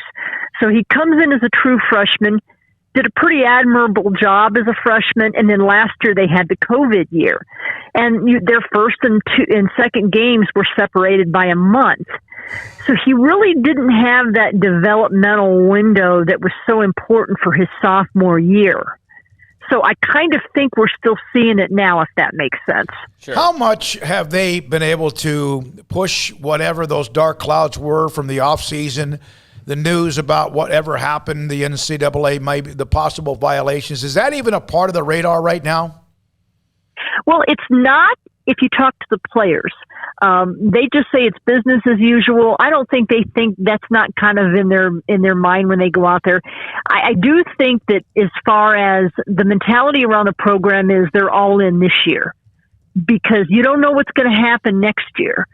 Herm and the staff may not be here next year, depending on what is, unraveled. So, and they've got 20 guys that are returning starters, and most of them are seniors. So I think they're all in for this year because when you got an investigation looming, who knows how many, new players you can bring into the program and what quality of players you can bring into the program next year. So I think they're all in. Like, this has got to be the year the school gets over the hump and gets into the Rose Bowl. Now, when it comes to media, we've kind of seen ASU has always had a very open access. I've had my job's been better than most because they've been very accessible. Anything the media wants. And I don't want to say it's not that way this year, but instead of watching 40 minutes of practice, we're watching 20. They're not as upfront maybe about injury details. We've asked about a couple players that we haven't seen, and they're very cryptic in how they describe. We asked about one player, Elijah Badger, and they just said, well, he's working some things out. Not he's hurt. He's academically ineligible. He's not. That's all we get. So they just seem to be more guarded and holding things closer to the vest. And I don't know if that's because they're trying to guard all the secrets from the enemy, or maybe with the administration has told them don't say anything about anything because of the investigation. But it's just a weird dynamic. And Herm has always been accessible, and he is the guy that you're used to seeing on TV. He's charismatic. He actually does enjoy the media. So it's a little bit of a different dynamic right now. Obviously, the NCAA doesn't give timetables on investigations. I mean, we just found about Baylor's, and that was a 5-year-long process that they went through here. This one seems to be a little bit more cut and dry. Do they expect to hear something next year so that the administration, if they had to move on from Herm Edwards, would be able to react to that? Or was this something they're just going to have to assume that he did or didn't do? Yeah, I don't know. They're pretty closely guarded when it comes to that kind of stuff, but I don't think the NCAA moves fast on anything. So I would have a hard time thinking anything gets determined or fully investigated until after the season is over. And the one question that we've kind of all wondered is they did pull the plug on the 3 young assistant coaches, or I hate to say pull the plug, they put them on administrative leave. And Antonio Pierce is still here, and he's the recruiting coordinator, and these were allegedly recruiting violations. And these were 3 guys that reported to him. So, maybe they wanted to wait for the investigation to play out before making such a major change, if they were going to do something with Pierce. And it's really too bad because I think Pierce was the coach in waiting once Herm retired. And now, obviously, who knows what's going to happen. Michelle, these teams saw each other a lot in the 70s, but it's been a long time since they've actually played each other. The last game was in 1998. They were independent, I think, for a long, long time. Yeah, going up to Provo for the first time in a long time. Is there a little bit of excitement for that? And what challenge, other than just obviously being on the road against a good team, does that present going up to Provo? I think the players are excited. I mean, in last year, nobody played in front of the crowd and they only played 4 games. So I think these guys are kind of excited. And one of the players, Trevez Moore, who's a grad transfer from LSU, said he was just excited about seeing mountains. He said he's a South guy. He can't wait to see a different environment. And Chase Lucas today said, hey, I can't wait to play in 68, 69, 70 degrees and get out of this heat. So, I think they're excited. And, we were standing outside in the parking lot waiting for practice to start, finish, or end, however you want to look at it. And they were practicing in the bubble, and we could hear the piped-in crowd noise. So they were kind of doing that mantra, getting used to the, a noise factor. So I think they're excited about it. I think that they want to prove people wrong. I think they see themselves as the underdog in this game, and a lot of people, maybe don't think that they've got it to go on the road and knock off BYU. So I think they kind of take it as us against the world mentality. On the field and with this investigation, they're like, hey, let's just rally our wagons and worry about ourselves. I want to bring this up because it's a pinned tweet on your timeline about something that you have been doing when you've done stories about, I guess, mental health, suicides in sports. Is that a book you wrote or coverage of what you did? And congratulations on that. I think you put this up back in May. Yeah, I did 2 mental health stories. The first was around COVID, and if anybody wants to look for them, you can go to AZ Central and put some of the keywords in. But I did one about the challenges of COVID and how coaches were trying to keep their players in the loop and how they were dealing with the mental stresses of COVID. So I did that one first. And the second one that I did surrounded mental health and suicide prevention. And it was a subject that was near and dear to my heart because I was very good friends with Tyler Helinski from Washington State. I had covered him at Upland High School. And and in fact, before I left Southern California, one of the last stories I did was Tyler's obituary. Wow. And I know him and I know his family very well. And then through working on this mental health story, I stumbled across the Damn Worth It campaign that the Oregon State students, there was a gymnast and a soccer player who both lost teammates to suicide. And they have spearheaded this Damn Worth It campaign to help, create awareness of mental health and what athletes are dealing with. And they've actually teamed up with the family of Helinski and Helinski's Hope, and they've put on some mental health awareness things together. So it was and I also knew when I was in Florida, I knew a young wrestler that committed suicide after he had graduated. So it was kind of a subject that was near and dear to my heart and that I was really, really passionate about.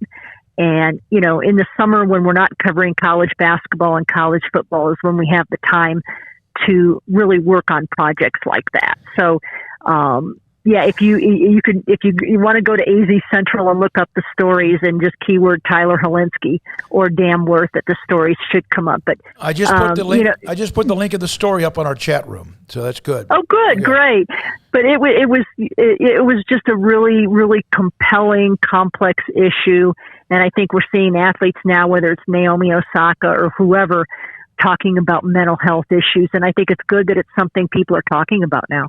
I agree with you, Michelle. I remember in a other show I used to do talking about it, years ago, and it was not, a popular thing to bring up or even mention, but now that's definitely changed, and I didn't put 2 and 2 together until you mentioned that, but I did read that Tyler Helinski article a long time ago, and it was fantastic. I just wanted to tell you that. It was very good work, and definitely keep it up. You're doing good things for a lot of people out there. I appreciate it. Thank you very much. All right, Michelle, thank you for your time. Hopefully get you on again later in the year. Maybe Arizona State's doing something else. But good luck covering that game with Brigham Young, and thanks for your time. All right, thank you. Michelle Gardner, M. Gardner Sports on Twitter, beat writer for the Arizona Republic, covers Arizona State, the Sun Devils, and with us on Sikkim 365 Radio, 365 Sports. Yeah, I remember reading that Helinski article. Now that I went back and looked at her old ones, and I remember clear as day reading that because it was just a fascinating and also just puzzling. It's mental health, right? It's all puzzling. But that Tyler Helinski story, that was a real tragedy, and she did a good job on that. But yeah, Arizona State, it sucks to have that black cloud looming, and they do with Herm Edwards right now in the NCAA investigation.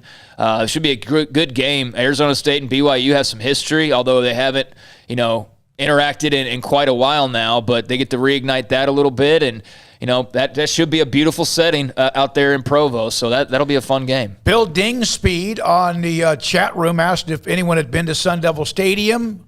We had the memory of watching Nebraska humiliate Florida. Steve Spurrier in Florida for the 95 National Championship, but I've covered many Super Bowls at Sun Devil Stadium. Now, of course, they're inside where the Cardinals play. It is a beautiful setting. I love that. I love that city. If I ever was to move somewhere else, that might be one that I might look at. I'm just saying, I just love for some reason. Now, you lived there in the late 60s, back before it exploded. But it is a very, very nice setting at Sun Devil Stadium. Yeah, that was a memorable game. Not so much for Florida fans, although they did have memories. They just weren't good ones after that. Lots of Tommy Frazier flashbacks and Nebraska. That game was hyped up. I was young, but I still remember how hyped up that game was because that fun and gun was running wild and Spurrier was on top of the world. Nebraska was just dominating in a totally different fashion, and then they got out there on the field and it was not close as to who the better team was. I can't confirm this for sure, but my best friend, who is a Gator fan, Billy, I remember watching that game where I was at his house, was spending the night.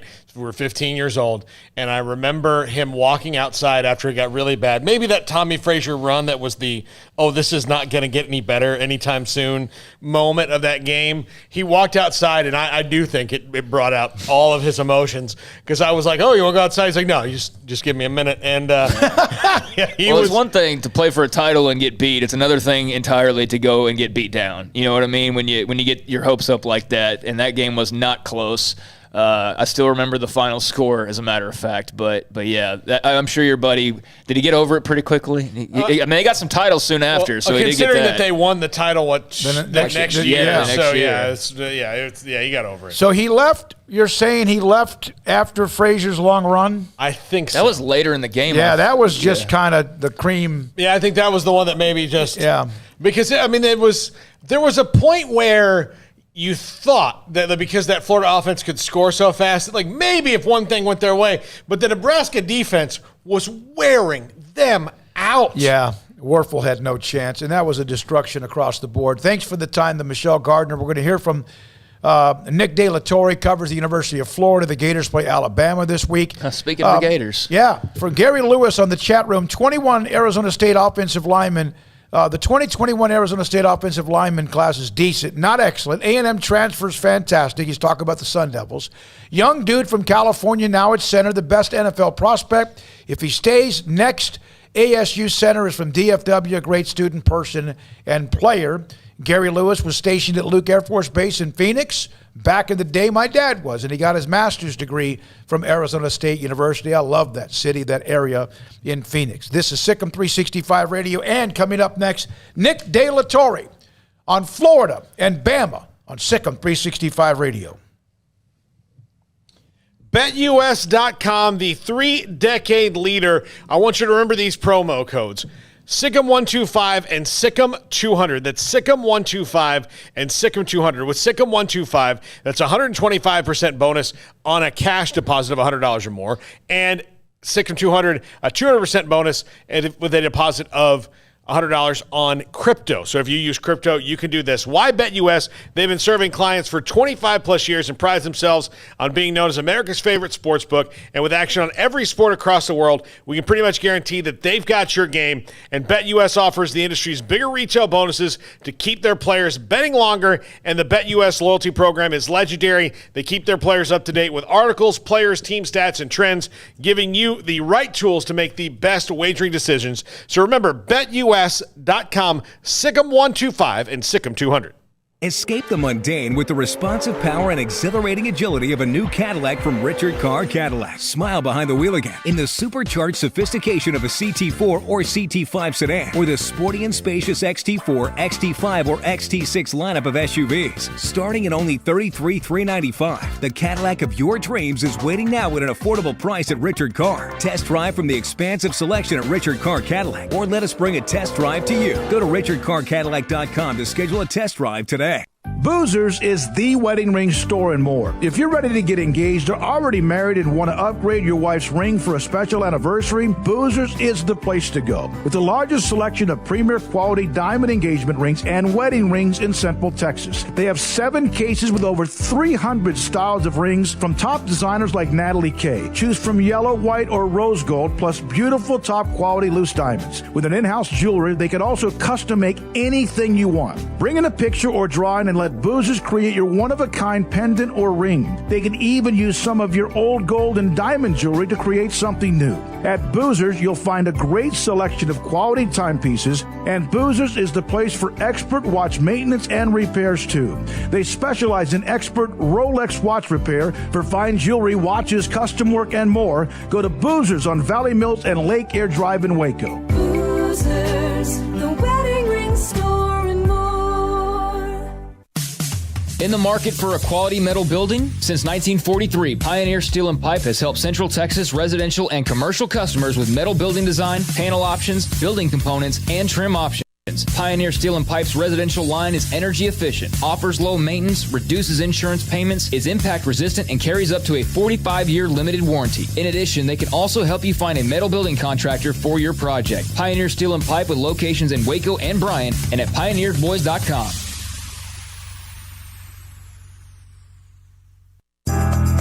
Riverbend Liquor and Wine, Lakeshore Drive at North 19th Street in Waco is a hidden gem. They've got a great selection of spirits, wine, and the most extensive selection of craft beer in Waco in their gorgeous walk-in fridge. And they have an amazing array of high-end bourbons like Pinhook, Weller, Buffalo Trace, Brush Creek, Hotel, Garrison Brothers, Thomas S. Moore, Hooten Young, and Bardstown. Great customer service and a convenient and speedy drive-through window. Riverbend Liquor and Wine. Find out more on Facebook and Instagram.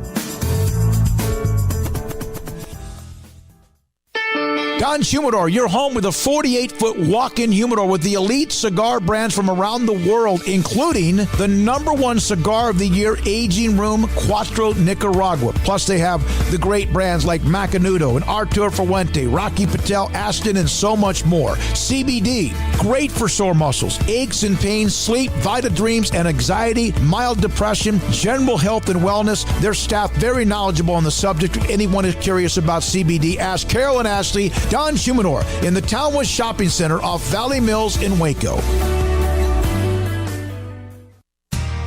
How did Edward Jones become one of the biggest financial service companies in the world? By not acting that way. Financial strategies, one-on-one advice, it's a big difference. And that's why Brad Wilson, your Edward Jones financial advisor, makes sense of investing. Experience the difference for yourself. Brad Wilson, 250 Sharon Drive in Woodway, 254-776-4337. Edward Jones, member SIPC. Welcome back to Sikkim 365 Radio. Have you subscribed to our YouTube channel? Search 365 Sports on YouTube. Florida, Alabama. One of the great games in college football, maybe, coming up this weekend. Nick De La Torre covers the University of Florida. Gators territory, at Gators territory, a part of the Rivals Network. Nick joins us on Sikkim 365 Radio. We got him? Yeah, we got him. Okay, right now. Yeah. I didn't know what you were doing right there in the middle of the interview.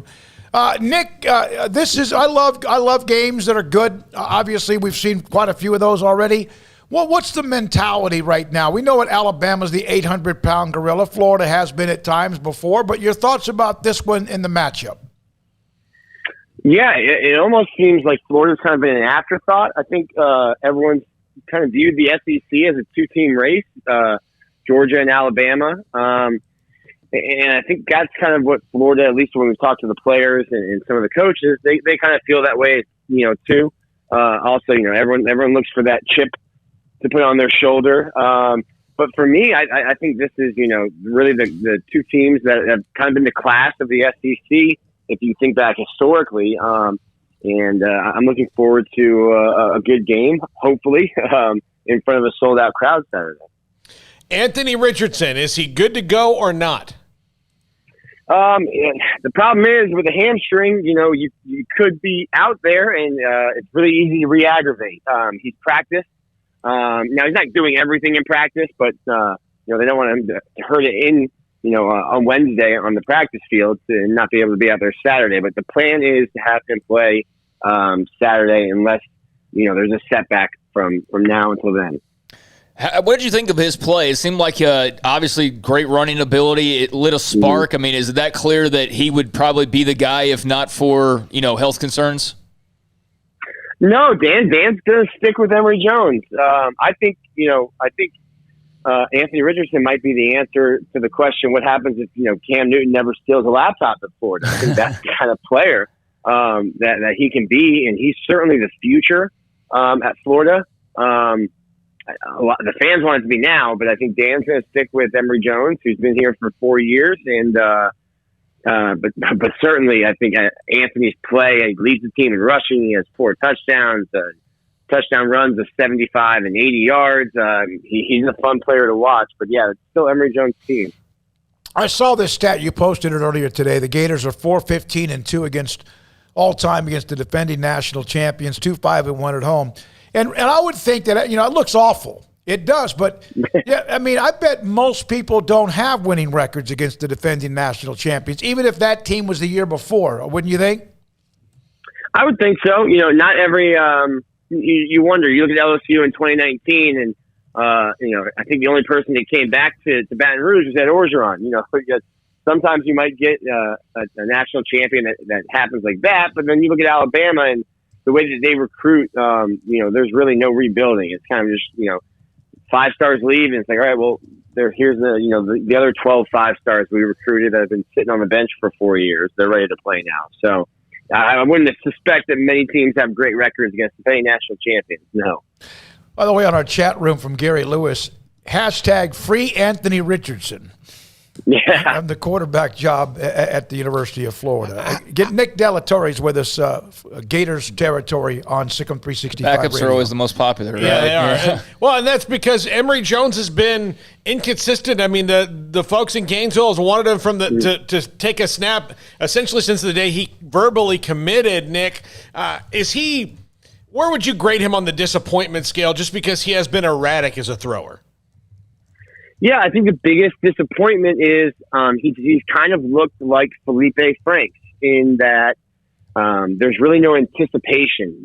Florida had Kyle Trask last year, and just the way that Trask would throw guys open, he would didn't have a huge arm, but was able to put the ball where it needed to go. And I think with Felipe Franks, a couple of years back, it was the frustration of throwing interceptions because you're staring guys down, or throwing a ball 90 miles an hour when you need to put a little bit of touch on it. And that's kind of what we've seen when Emory Jones has gotten into trouble, throwing interceptions in the red zone because you're staring one receiver down, throwing the ball late to guys, instead of throwing them open, you're waiting until they're already open to throw it. So I think the frustration with Florida fans is, well, we've seen this before, and it didn't work out with the quarterback that looked a lot like this. And then it doesn't help when you've got a 6'4", 240-pound backup who's been running 21 miles an hour down the field. So I think fans need to be patient. I mean, I had fans last year telling me Emory Jones needs to play more,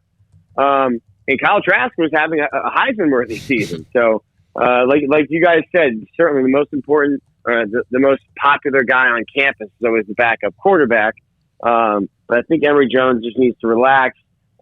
He's waited a long time. He just needs to relax and trust himself because he does have talent and he does have a lot of ability. Jacob Copeland obviously coming off a big performance, but, Florida did have a huge void with Kyle Pitts and the impact that he had, obviously. Kadarius Toney, another one. What's the skill guy kind of summary for the Gators going into this one? Yeah, there's a bunch of guys. Every year Florida's kind of lost receivers, from Van Jefferson and Freddie Swain, a bunch of guys that are in the NFL now. You're not going to be able to replace Kyle Pitts, and I think you're seeing that in the offense. Florida's thrown one pass in 2 games to a tight end, and it was incomplete. But guys like Jacob Copeland, Xavier Henderson, one that we haven't really seen much of that I was expecting big things out of is Trent Whittemore. So those are really the 3 guys, and then of course the Penn State transfer Justin Shorter. There are guys there at receiver, but Florida leads the nation in rushing, and you've got a bunch of really talented guys in the backfield that can run the ball. So I think that's where Florida is going to make their money this year is running the ball. Not easy to run the ball against Alabama any year, and this year is no different. Nick, what was Florida's overall reaction? We have our talk show when the Texas and Oklahoma SEC story popped in late July has gone nuts with our YouTube subscribers and audience. It's been fantastic, coast to coast, whatever. But we got a little bit. We have Collins, a big Florida fan that jumps in every once in a while. But what was Florida's reaction to adding Texas and Oklahoma? Yeah, there wasn't any pushback. That's not really teams. Obviously, Florida and Oklahoma just played in the Cotton Bowl, but not really, names that Florida fans would be too familiar with in terms of not liking because of a rivalry. I think overall it's good for the SEC. It makes the SEC stronger, and I think Florida fans were fine with that. I think Florida fans were certainly happier to have Texas join than Texas A&M fans were. But I think overall it makes the conference stronger, and Florida fans I think realize that. Do you understand the Florida fans or the University of Florida, which they like themselves? They do understand there's another country club member in Texas that kind of likes themselves as well? Yeah, I think as long as you don't put that country club next to the Gainesville Country Club, I think they'll be fine. Just keep it in a different area code and don't bring your golf cart over to ours, and they'll be fine. Hey, Nick, I got to ask you, why has there not been more outrage over the last 15 years that they closed the Purple Porpoise in Gainesville? So I never, I was not of legal drinking age when the Purple Porpoise was there, but one of my favorite watering holes is where it used to be in Salty Dog. So maybe that's why. But there's still on our message board, there's still some people who won't call either one of the bars there anything but the Purple Porpoise. It was, look, I went to Florida State, so I would come down from time to time, whenever to visit friends or to go to the game. And the Purple Porpoise was the spot, Nick. It was the spot. Wait a minute, was this a sports bar or was this something else? Oyster bar. It was great. Yeah, it was great. It was awesome. I just got it with you. I don't know. Yeah. No. Look, okay. No, the places you're talking about, that's south of town in Gainesville. That's right there off the interstate. So. Okay. All right. See, you even know exactly. He's talking about quarter pitchers of beer. Yeah. Sticky floor, very cheap drinks. You get cocktail sauce on crackers, things like that. It was not like they'd have an appetizer special. You'd eat it because you had 8 quarter pitchers of beer, but you wouldn't walk in there and go, "I'll have the appetizer special before I've had some of that beer." No, you wouldn't do that. Man, those are the good old days. It was the spot. Hey, Nick, thank you. Good luck. Have fun this weekend. Obviously, it's a game in which it'll be interesting, but Alabama can make people look foolish if you get on the wrong side early. Thanks for your time. Continue doing a great job with what you do. Appreciate it, guys. Have a good one. That's Nick De La Torre. Again on Twitter, at De La Torre, DelaTorre. There was a Alex De La Torre. Did he play football, high school football in Texas? He's a coach, Texas player. Yeah. He's a kicker or something like that. Yeah. He works, again, Nick covers Florida Gators for at Gators Territory. Some of the responses on the chat room when it comes to the game, and then it started getting into UT and the SEC. Hey, they're comparing UT and Florida right now, and if those fan bases want to tear each other apart, I am all for it. That's fine. Yeah, I am absolutely all for it. And it's Ben Hill Griffith Stadium. Griffin Stadium. That's a great place. It is loud. You know what? And the Chomp, the Florida Chomp. Give Texas 2 or 3 years in the conference. That'll be a 15-yard penalty. Yeah, no, they do it. They have more similarities than differences, Florida and Texas, that's for sure. And I don't know if Florida comes across as arrogantly to people in the state of Florida as Texas does here. They do. I mean, I haven't lived there, so I don't know. Yeah, I mean, it's a little bit different, but yeah. Yeah, I think Texas probably has a little bit more of the arrogance factor just overall. But no, they're similar in a lot of ways, and that's a pairing that I think would make for a great SEC rivalry when the time comes. I think Texas-Florida, just you say that alone and people's brains might go directly to high school or to college or to what have you. But, yeah, I mean, 2 state universities like that and arguably the top 2 football states in the country, it's going to be fun to see those 2 tangle. If we did it this year, the loser of that game gets to take the other state's idiot governor. So let's do that. Yeah, I'm all for that. No, if some kind of bet along those lines, yeah, that'd be spicy. But I think the game alone, that's going to be fun because I don't recall them playing barely ever. They've played 3 times, 2-0-1. Yeah. Texas has never lost to Florida. They tied in 1924.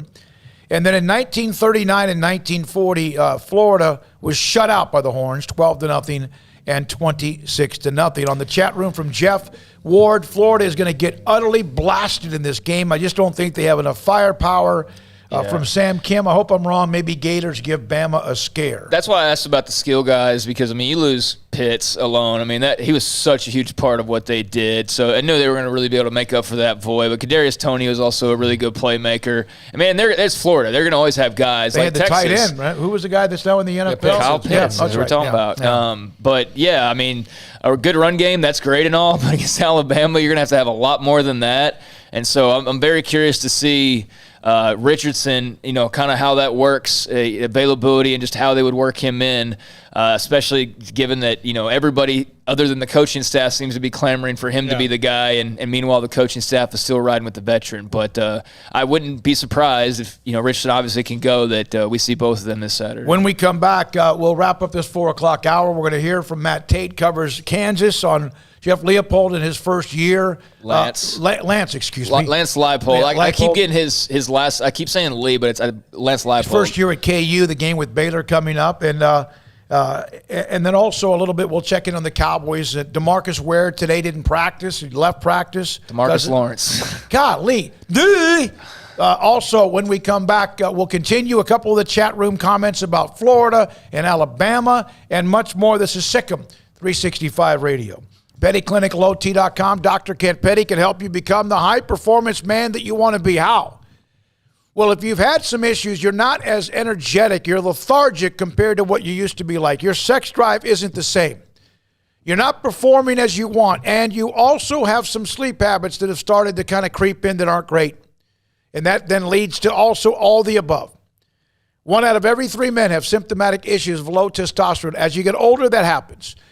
Dr. Petty, if you contact him at PettyClinicalOT.com, he will get you set up with lab work. He'll get the blood results from the lab, check out your testosterone levels, and if your testosterone levels are too low, based on what the norm is for your age and height, weight, and all that, if it's too low, he could put you in a program to increase your testosterone levels so you can be the man that you used to be, the man you want to be, and the man that you need to be at PettyClinicalOT.com. The 2021 Ram brand just received first place in the prestigious J.D. Power's Initial Quality Study. The Dodge brand finished second to Ram, and the 2021 Jeep Gladiator is first among all midsize trucks. Quality and Ram Power Days, only at Allen Samuels, 201 West Loop 340.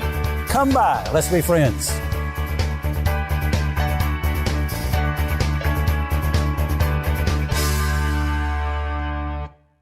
Grant Dideker, under the umbrella of Texas Farm Bureau Insurance, McLennan County agent, but you yourself represent your own business, what you do with customers. What separates you think, from everyone else? I'll educate, let them buy. I'll sit down, go over all the coverages with them, go over everything, make sure they understand it. In case they need to use it, they know what they have, fill in any holes that they may have, or take any excess away that they may not need. Your personality, who you are to customers, some people have different personalities. How would you describe yourself? My dad was a coach and a teacher. My mom was a teacher, for a few decades each. And again, I teach, educate, let them buy. And, there's no dumb questions. My dad always said. Grant Dideker, Texas Farm Bureau Insurance, McLennan County agent. If someone wants to contact you, just straight on your cell phone? Yep, 254-265-0442. Grant Dideker, Texas Farm Bureau Insurance, a McLennan County agent. With more than 160,000 alumni worldwide and counting, the Baylor family is growing. And through the university's expanded Baylor alumni program, the family is growing closer. With hundreds of local volunteers planning events in cities and towns around the country, you can gather with fellow Bears no matter where you are. So, get connected, get something started, get involved, and make plans to get together with Baylor alumni. Visit us at baylor.edu/alumni. It's football season. Sports bettors and BetUS.com has your NFL and college football live betting lines up for their 27th year. Why BetUS.com? Well, they're the 3-decade leader, and you can join now for a 125% bonus on promo code SICK'EM125 with cash, or a 200% bonus on crypto with SICK'EM200. The 3-decade leader with action on every sport across the world. We can pretty much guarantee that they've got your game at BetUS.com. Use promo code SICK'EM125 or SICK'EM200. At Impact Research Institute, we can help you identify if you have non-alcoholic fatty liver disease and measure for liver stiffness or scarring. If you or a loved one has diabetes, high cholesterol, hypertension, obesity, or concerns about your liver health, Impact Research Institute may be able to help by providing liver health screenings quickly at no cost, physician counseling, and opportunities to qualify for clinical trials. Visit us at impactresearchtx.com for more. Shorty's Pizza Shack at 12th and Bagby is a homegrown, family-owned and operated must-visit pizza place in Waco. Fantastic pizza by the slice or get the whole pie to share. Great happy hour specials every single day, and it's not just pizza. Great wings. You have to try the Sikkim sauce, chili cheese fries, pizza pillows, and more. Dine in for a great hangout or carry-out. Order online at shortyspizzashack.com or do yourself a favor and bring your crew to the restaurant at 12th and Bagby. Shorty's Pizza Shack. Tell them Paul sent you by.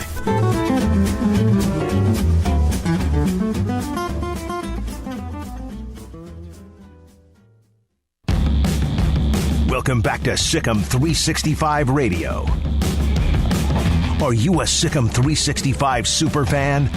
Then try out our premium subscriptions at Sikkim365.com. Chat room's going at it. Let's read some of those.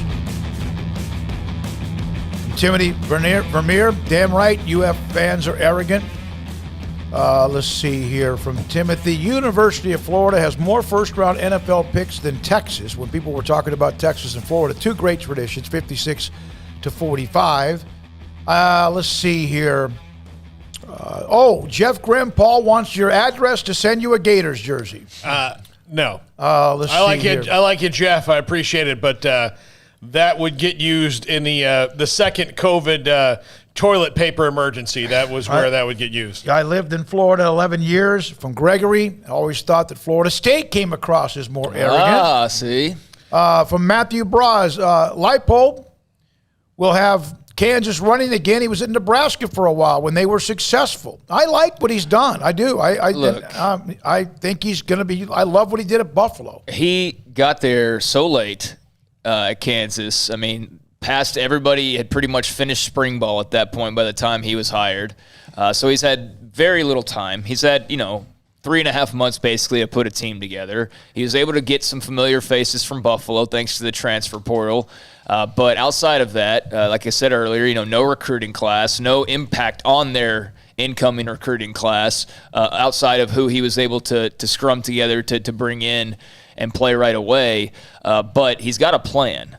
And it very much reminds me of what we saw last year with Dave Aranda and Baylor. It's, you're not ready to do everything really well, but you got to get the basics down first. And once you get really strong at those basics, as Dave Aranda it's kind of become a Arandaism here of late, but simple is sophisticated.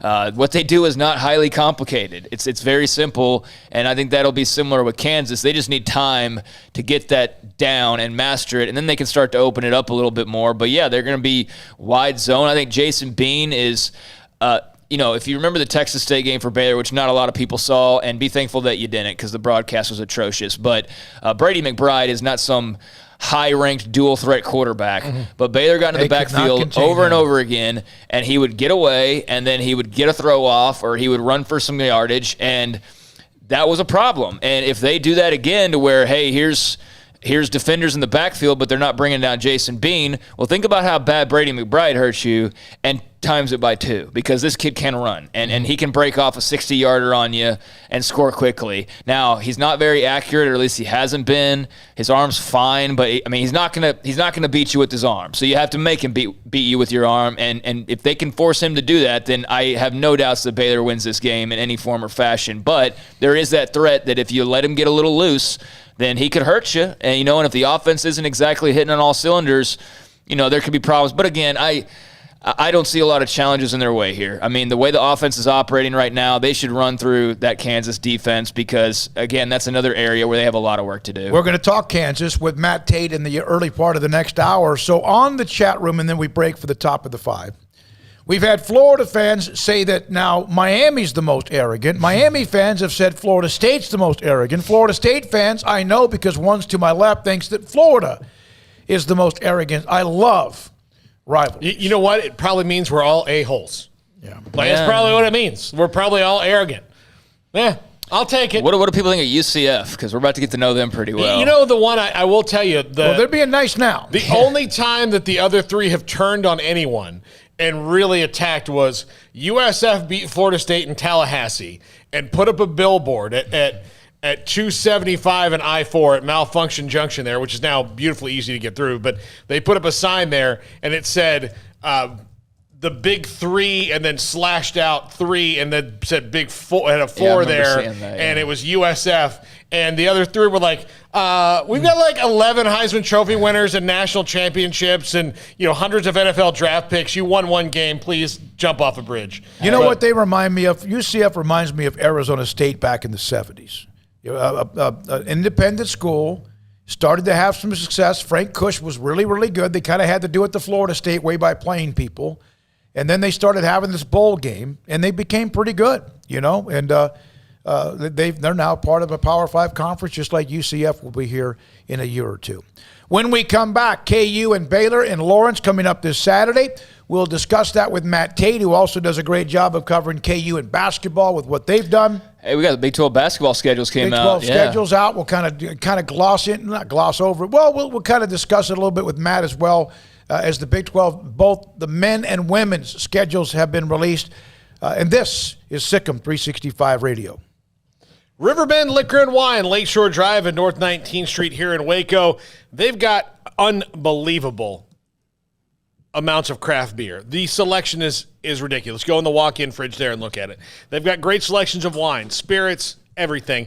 And they've got an amazing array of high-end bourbons. Pinhook, Weller, Buffalo Trace, Brush Creek Hotel, Garrison Brothers, Thomas S. More, Hooten Young, and Bardstown. And Bardstown's a little out of my price range most of the time, but it's certainly something I would like to try, and I would love to go to that distillery. And they've got that. They're at Riverbend Liquor and Wine. They've got great customer service and a speedy drive-through window that, believe me, if you even saw 4 cars in front of you, it's not going to take that long. They'll get it to you. They're like a NASCAR pit stop there. Riverbend Liquor and Wine. Find out more on Facebook and Instagram, and they're now hiring. I hate my job, but I don't mind getting up in the morning. I dread each day, but I can't wait to get out of bed. You ask me why, and what I'll say to you is true. Well, you can get breakfast tacos at Rudy's Barbecue. Scrambled eggs and brisket, they ain't fooling around. Salsa drap, son, they're the best in town. Barbecue for breakfast, yes, it's true. Put a smile on your morning at Rudy's Barbecue. Next in line.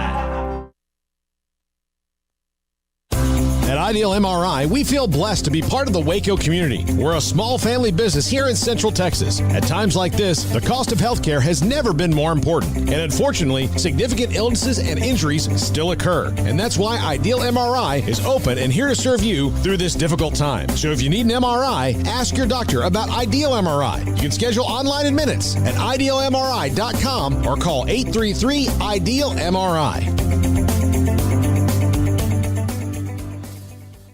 Escape the mundane with the responsive power and exhilarating agility of a new Cadillac from Richard Carr Cadillac. Smile behind the wheel again in the supercharged sophistication of a CT4 or CT5 sedan, or the sporty and spacious XT4, XT5, or XT6 lineup of SUVs. Starting at only $33,395, the Cadillac of your dreams is waiting now at an affordable price at Richard Carr. Test drive from the expansive selection at Richard Carr Cadillac, or let us bring a test drive to you. Go to richardcarcadillac.com to schedule a test drive today.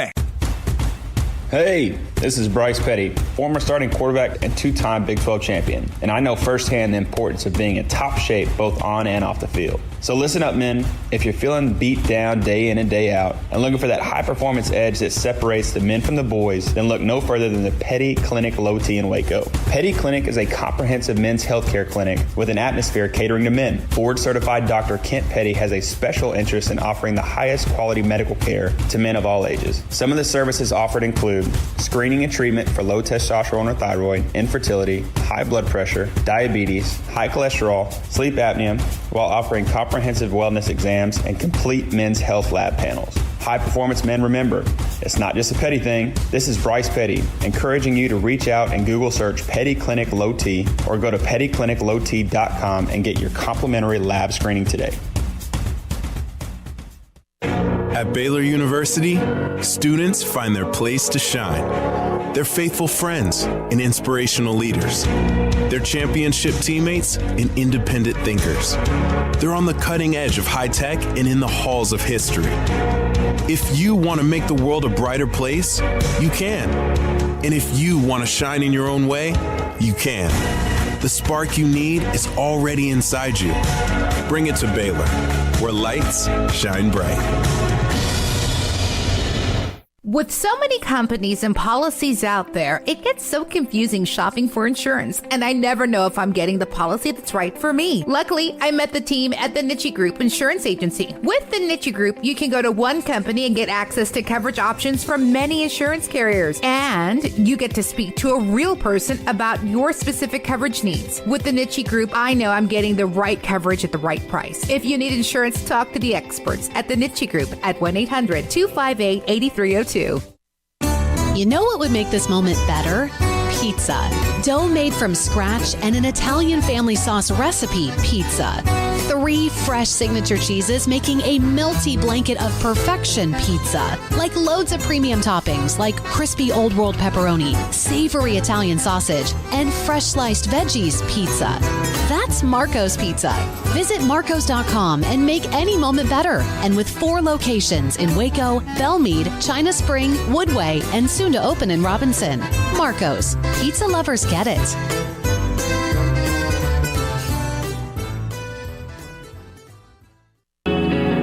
This is Sikkim 365 Radio. Text us at 254-339-1122. The Sikkim 365 Radio text line is sponsored by Riverbend Liquor and Wine, with the most extensive variety of craft beer in Waco. A hidden gem on Lakeshore Drive and 19th Street.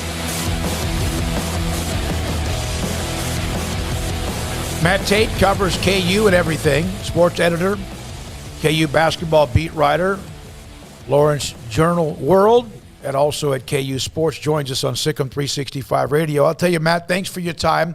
And I know everyone knows what KU's been through with football, and we want to make sure before we get off the segment that we do touch on the Big 12 men's tournament or men's schedule that came out in basketball as well.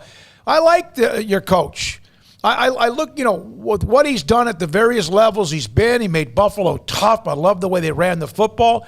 I know that might be some bumps in the road, but so far, a late start. What do you think of him? Yeah, so far, I mean, he seems to be exactly what Kansas needed. He's a no-frills kind of guy. He's a football coach. He's very focused and very, determined to stick to his system and doesn't deviate from that very much, but he also has a little bit of personality and a lot of fire and, values things that are important in this game, like toughness and discipline and accountability and all of that. So I know these players have really taken a liking to him already and are willing to buy into what he's about. And it's not showing up exactly like they wanted on the scoreboard just yet, but nobody thought it would. I mean, this is not a let's fix it in 3 games type of situation. This is if you're lucky, you can fix it in 3 years type of situation. And so I think everybody understands that. I think for once, the fans even kind of understand that. Fans are never going to be called patient. You guys know that. But there is a little bit of a willingness to let this play out and to kind of give him some time from the fan base, because they do see things they like, and they see this guy is a football coach who knows what he's doing and has a plan and is on the path to sticking to it. So at least 3 years he's got before the Wolves come to his door. Yeah, we'll see. I mean, it's always nice to say, and it sounds good. And, a lot of times in the past, as you guys probably remember, it used to be you could give a guy 5 years, and that's unheard of nowadays. I mean, that's like 3 coaching cycles, really. So I think 3 years would be fair. I think he'll get more than that if he needs it. But I do think if you're looking to be completely fair and you're a Kansas fan, you got to at least give him these first 3 years to just see what it looks like, see if there's progress, see how he's building it. And I do think, time will tell, but based on what I've seen and learned so far, I do think that if they're able to do that, they'll like what they see. So, it's not a bowl game anytime soon, but this fan base is not even really talking in terms of bowl games. There's some of those guys out there on Twitter and message boards that are throwing their mouths around and running wild and thinking about it. But for the most part, the bar is so incredibly low here that all these people want is let's just see them be competitive in the fourth quarter of a bunch of games. And if they could do that this year, next year, the year after, I think that that would be enough to bring some people along for the ride. So, Matt, I saw a little bit of Jason Bean, KU quarterback, when he was at North Texas, a dynamic player. I know he brings some electricity in the run game as their leading rusher right now. The passing game's a bit more iffy, and accuracy can be a bit problematic for him. But what kind of a juice has he brought in terms of being a weapon and somebody that can, get a little something going offensively for them? Well, yeah, he looks like, a totally different player than anything they've had here in a while. And I mean, he's got track speed. I think he ran a 10-300 in high school, and that's flying, and he's able to use that out there on the field. He makes good decisions when he runs, and for the most part, he makes good decisions when he drops back to throw. He's one of those kids that even though he can kill you with his legs, he'll tell you he wants to be a quarterback. He wants to stand in that pocket and let things develop and get the ball downfield to his playmakers. And, now when you're rebuilding and your offensive line has other ideas, it doesn't always go that way. So he's had to take off a bunch of times already this year, but it's a weapon. It's a legitimate weapon. It's something that I know the coaches want to play more too. But at the same time, they're trying to do everything they can to make sure he doesn't get hurt because they've got something with him. He's a kid that could be here for another 3 years, 2 more after this one. And if there's anything other than coaching continuity that the program has been missing over the last decade, it's continuity at that position too. So there's a lot to like there, and I think that helps. I think that helps the fan base feel better about this thing. I mean, if they were good in 6 or 7 other positions, but the quarterback was still a problem, I think they would be grumbling a little more already. But the fact that they look like they've got a guy who can play the position and do it at a level that gets you an advantage. I mean, he can actually go out and make plays and score points by himself and keep you in games by himself. Obviously, it takes all 11. They know that. Everybody knows that. But he's a difference maker back there for him, and he's been off to a good start. I mean, the cool part is I think both Bean and his coaches believe that now that they've seen what he can do in the first couple of games and kind of head on a swivel, things flying, still trying to get used to this whole thing, that's a pretty good place to set the baseline. And now they're expecting, hey, that can't be all you've got. Let's see what you can do from here. And I think they believe that his best football is definitely still ahead of him, and that he's got a chance to continue to improve not only over the course of the season, but week by week. Matt, I watched and looked at the depth chart for KU, and obviously with Leipold's time at Buffalo, I watched them against Nebraska this past weekend, and they actually 28-3 or whatever the score was. But Kansas ended up being Buffalo West, and Baylor's got an offensive lineman that was a starter for them, that starts for them as well. And a good one. And a really good one as well. And I know that the guys at KU are pretty good. What does that say? I know coaches sometimes bring players with them, especially the transfer portal. All those rules have changed. That says quite a bit that they wanted to come play for him, even in Kansas.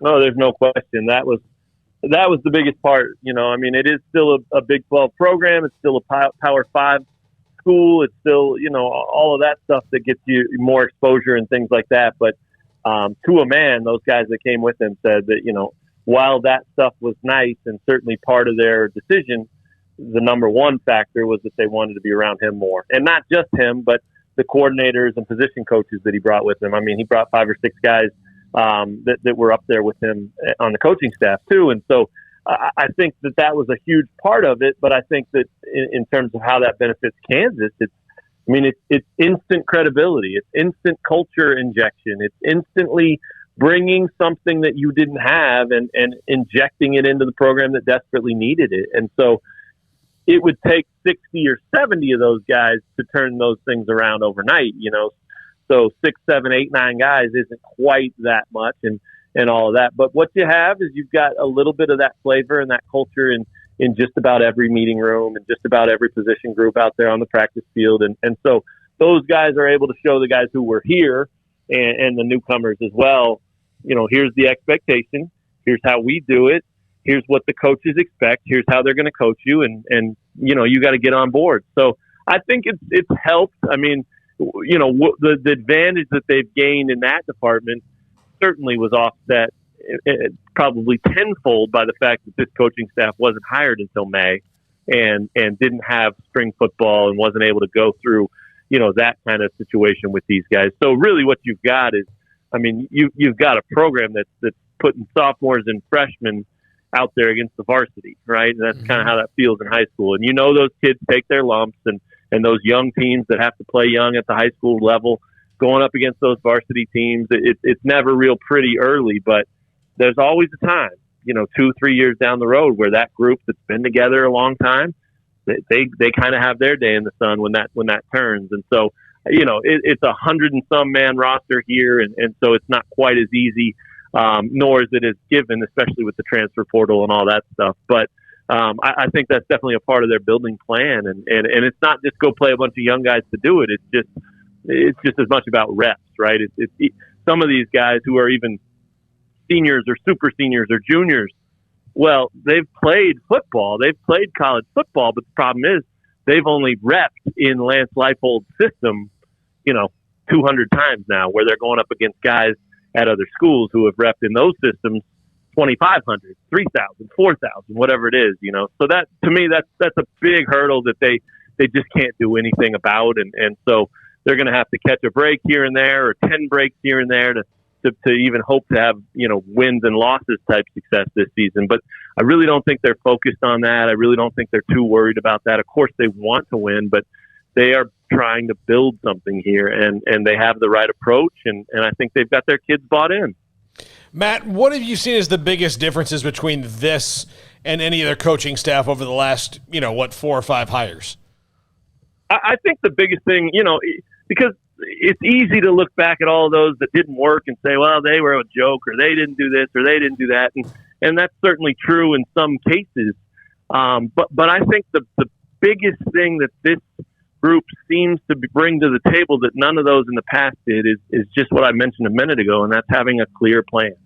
I mean, whether you go back to Leipold at Wisconsin Whitewater or his time at Buffalo where he was successful both places, he's doing the same things here that he did at those places. And the reason he's doing that is because he built both of those places into pretty good programs. And so he knows what he does, what his coaches do, the system they want to run, the culture they want to create. I mean, he knows that works. And if it's given time to work, can lead to success. And so you just saw from minute one that this was a guy who he wasn't trying to figure it out on the fly, or he wasn't trying to retrofit something to, well, I used to do this, but I can't do that, so I have to do this, and I'm at Kansas now, so we'll tweak it like this, and kind of figuring that out on the fly. He came in here and said, no, you hired me for who I am and for what I do, and I'm going to do it. And give me the time, and we'll get this thing turned around. And so, that's to me, that's the biggest difference. I mean, that's admirable, too. It's not easy to do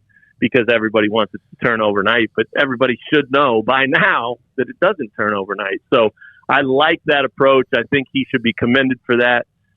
Granted, it's only 2 games into his tenure, and he's 1-1 right now. So, we'll see. If he ends up 1-11, does he still have that same cool, calm, and collected demeanor? Does he get rattled? Does that force him off his mark? I would guess it's not going to, but this is a tough job, and so we have to wait and see before we celebrate it too hard. I want to ask you a basketball question, but you said 1-11. Matt Rule had 1-11. That team was very young. And then the next year they kind of turn the wheels in 7-6, and the next thing you know, they're playing inches away from a Big 12 championship. So it can happen, even when sometimes people think it can't. Now, I looked at the Big 12 men's basketball schedule. Obviously, Kansas has reloaded. Baylor, the defending national champions. Chris Beard at Texas. Oklahoma has Moser now, the head coach as well. And we know what Bob Huggins, all of that. But it looks like the schedule in February is a beast. Texas, Kansas, Baylor, they all have these opposite games wherever. Like Kansas plays at Baylor and also hosts Baylor in February. Baylor plays Texas twice in February. I think KU plays at Texas in February. Have you noticed that as well? Yeah, you're exactly right. KU plays Texas and Baylor, both of them that month twice, and then I trust what you're looking at with the others. So I think that's exciting. I mean, we put out a preseason magazine every year for the basketball program, and I did a short thing in there. I mean, we did a million things, but one of the short features in there was sort of the 5 most intriguing games on the schedule this season, and they have a game with Kentucky. They have the Champions Classic against Michigan State to open the season. Those are both always going to be on there. But those Baylor and Texas games, I mean, those are on there as well. I mean, you're looking at a couple of top 10 teams. You're looking at the defending national champions. The last time Baylor came to Lawrence, they took a loss, which didn't happen hardly at all last year, as you guys know. So, I just thought those 2 games have to be on the schedule. And for some reason, I limited to 5. I should have probably limited it to the top 7 most intriguing, because those home and homes they'll be thrilling. I mean, with both programs and all 3 of those programs. So, it's phenomenal. I mean, I think now that it looks very much like Scott Drew's got that thing humming, and not just, a couple of good years, but built for sustained success well into the future, especially with as hot as he's been recruiting. It's definitely going to be one of those things that rivalry that's kind of been bubbling over the years. And there have been some good KU Baylor matchups. There's no doubt about it. But frankly, I don't think we've seen anything yet. I mean, I think what that looks like in the next 5-10 years is going to be really exciting, because I don't think either of those programs is going to drop off one bit. And if Chris Beard can do what he did at Texas, he's going to be right there in that mix. And you're going to talk about flip a coin 3 times and try to figure out who the preseason favorite is every year, because it's going to be one of those 3, and they're probably going to be picked 1 through 3 every preseason. And when they get together, whether that's 2 times in the regular season or they meet again in the postseason, those are going to be absolute battles and a lot of fun and must-see TV and marquee games. I mean, that's just how good all 3 of those programs are right now, or at least when you consider what Beard can make Texas, they're in that mix too. But right now it's just KU and Baylor. And so sign me up. I'd take 18 of those games this year. Yeah, I don't need to watch them play K-State. I don't need to watch them play TCU. Let's watch Kansas, Baylor, Kansas, Texas, Baylor, Texas. Let's watch that 18 times. I'd be all in on that. Your president was on the expansion committee, the Big 12. I believe we had Mac Rhodes on. He's on with us every week. And you know that obviously everyone was like, what the, you know what? Back in late July when all hell broke loose, Matt. And now the conference has stabilized. It's kind of a survivor conference. It finds its ways, although sometimes you wonder why they wait so long. What is the feeling? I know the Big Ten. I know that's smoke. And I know KU's got some clout. But your thoughts about where they are, and does it appear as if KU is completely on board with the new conference moving forward? Well, yes, it does. But ask me that question a year from now or 2 years from now, and you may get a different answer. That's just the nature of the beast, right? So, but I don't think they're doing any, song and dance here. I mean, I think they are committed to this conference, and I think they are committed to making it as strong as it can be, because the future or the other options are all uncertain right now, and nothing is given. And so, as much as the fan base up here really, really wants to see KU in the Big Ten, it may never happen. They may never get the opportunity to go. They may never get asked to go. They may never want to go, and so you can only focus on what's in front of you and what you have going right now. And so to me, they would be foolish. Anybody in this conference right now would be foolish to not try to build and build and build and make this thing as attractive as it can be, because at least for a while, they're going to need that attractive, resume to shop around and to show to these television networks and their partners and things like that, hey, we're still worth giving a boatload of money. So here's why, here's how, we're part of it. Let's go. And so I think that, you couldn't pin me down and make me say anything forever at any part of this college athletics landscape right now. I just don't think we're at that point anymore. I mean, frankly, I wish they would do some sort of mega deal with all the television networks that said, here's the deal. If you're a Power 5 school, you're going to get X amount of dollars. It's going to be a ton. You're going to get $40 million a year, and we're going to make it worth your while, and you're going to be on all the big networks, and it's going to be great.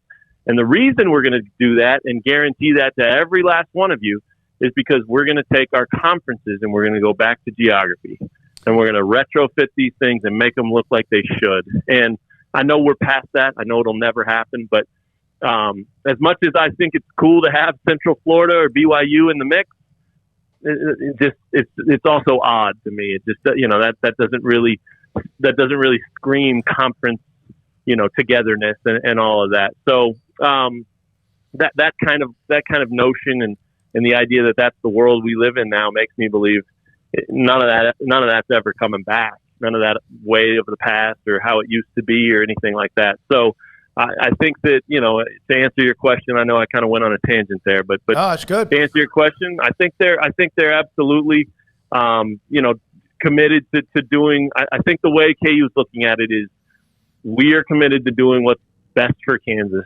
100% of the time. And if in 2, 3, 5 years that means going to the Big Ten because the Big Ten invites them, then that's what they'll do then.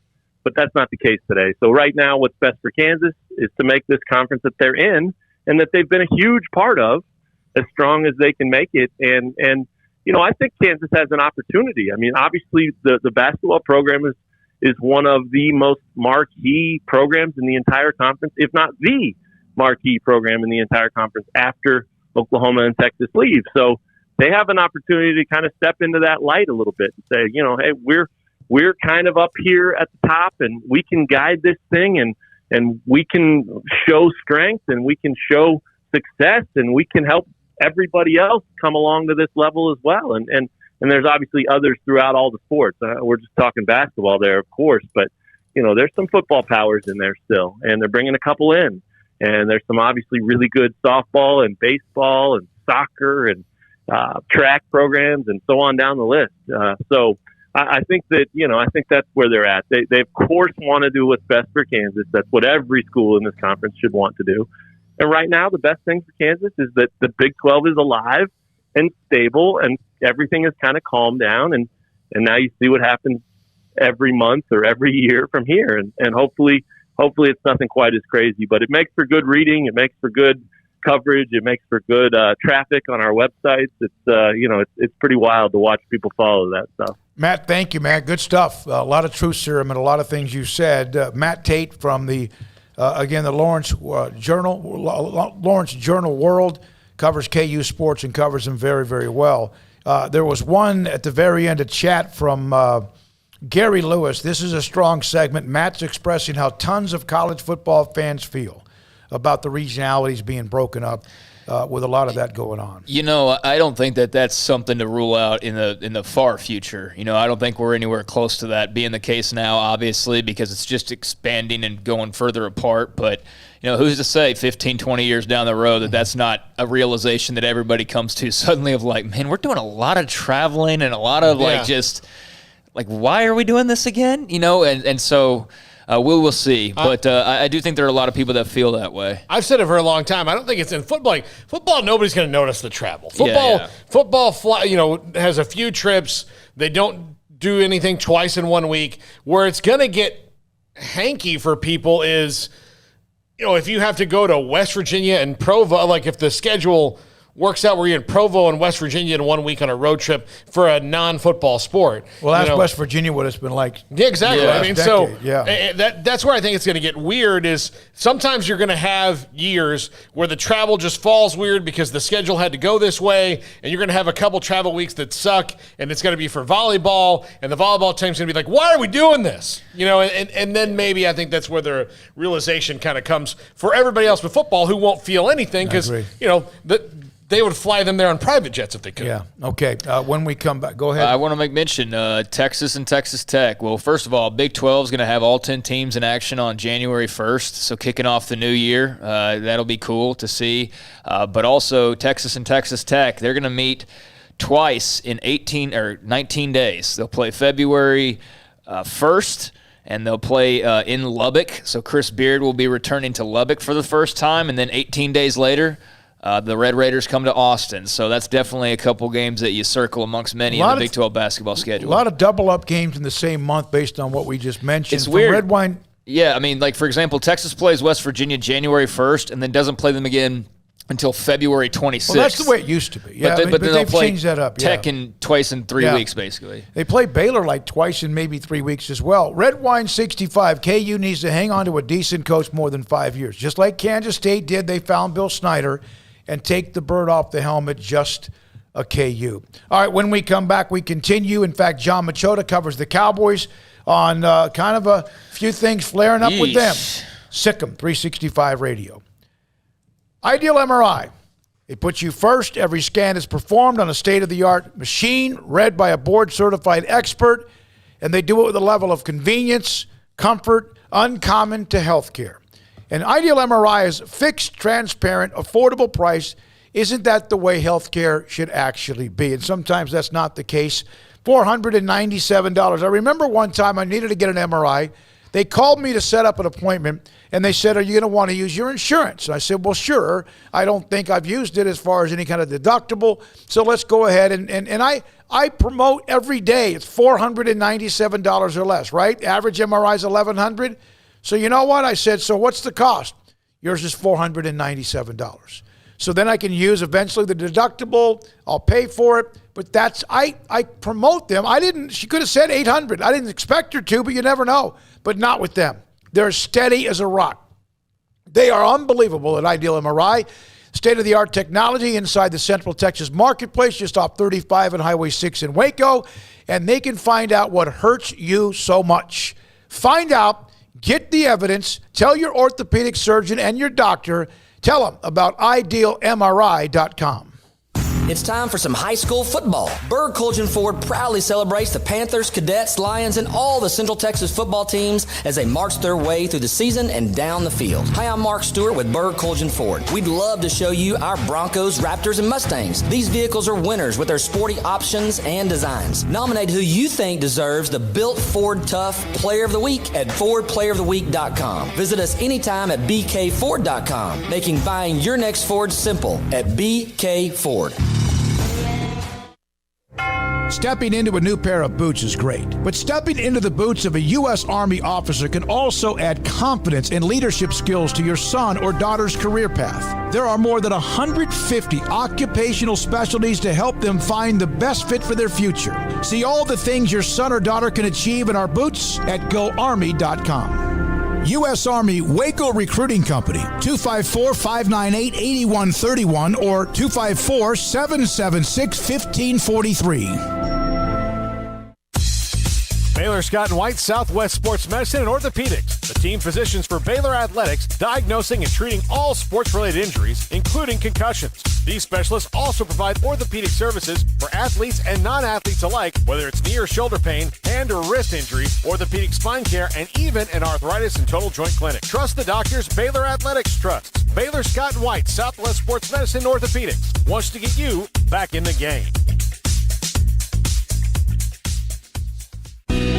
Let Camille Johnson Realtors guide you seamlessly through the process of buying your dream home or selling your current one. Commercial, farm and ranch, or residential, Camille Johnson Realtors can smoothly and successfully lead you through any transaction. With a team of 28 experienced agents who are excited about serving you, Camille Johnson Realtors services the entire greater Waco area. If you're in the market to buy or sell, contact Camille Johnson Realtors, 104 Midway Center in Woodway, or find them online at www.camillejohnson.com. Camille Johnson Realtors, elegant, charming, warm, welcome home. It takes time to reach goals. It's a truth that applies to more than sports. It goes for your financial goals as well. You work hard for your money, and you deserve an investment strategy that lines up with your game plan. And Tom Albers, your Edward Jones financial advisor, can help. If your financial investments aren't putting forth the effort you desire, stop by today for a financial review. Tom Albers, 4301 Lakeshore Drive, 254-776-7605. Edward Jones, member SIPC.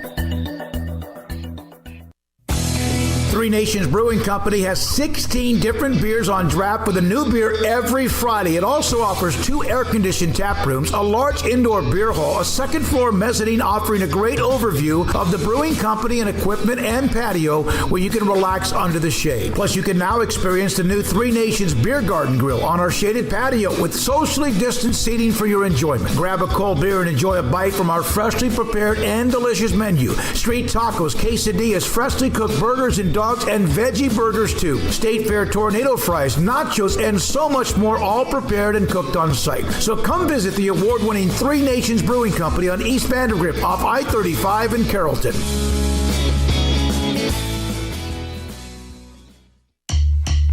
Welcome back to Sikkim 365 Radio. It's time for our weekly segment with John Machota of The Athletic.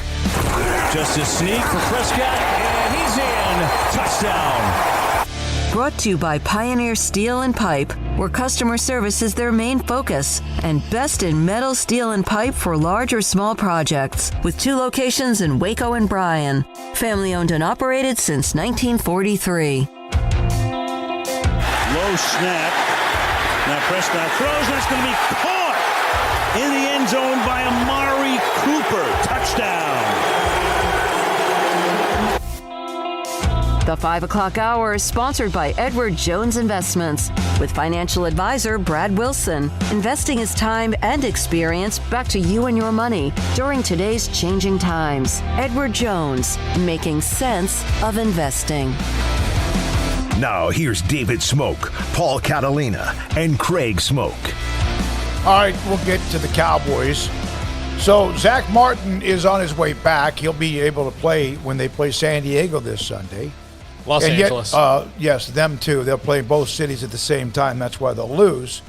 But then Randy Gregory now on the COVID list. And then now the news that is like, wow, maybe their best player, DeMarcus Lawrence, has a broken foot. So that means he's not going to be playing for quite some time.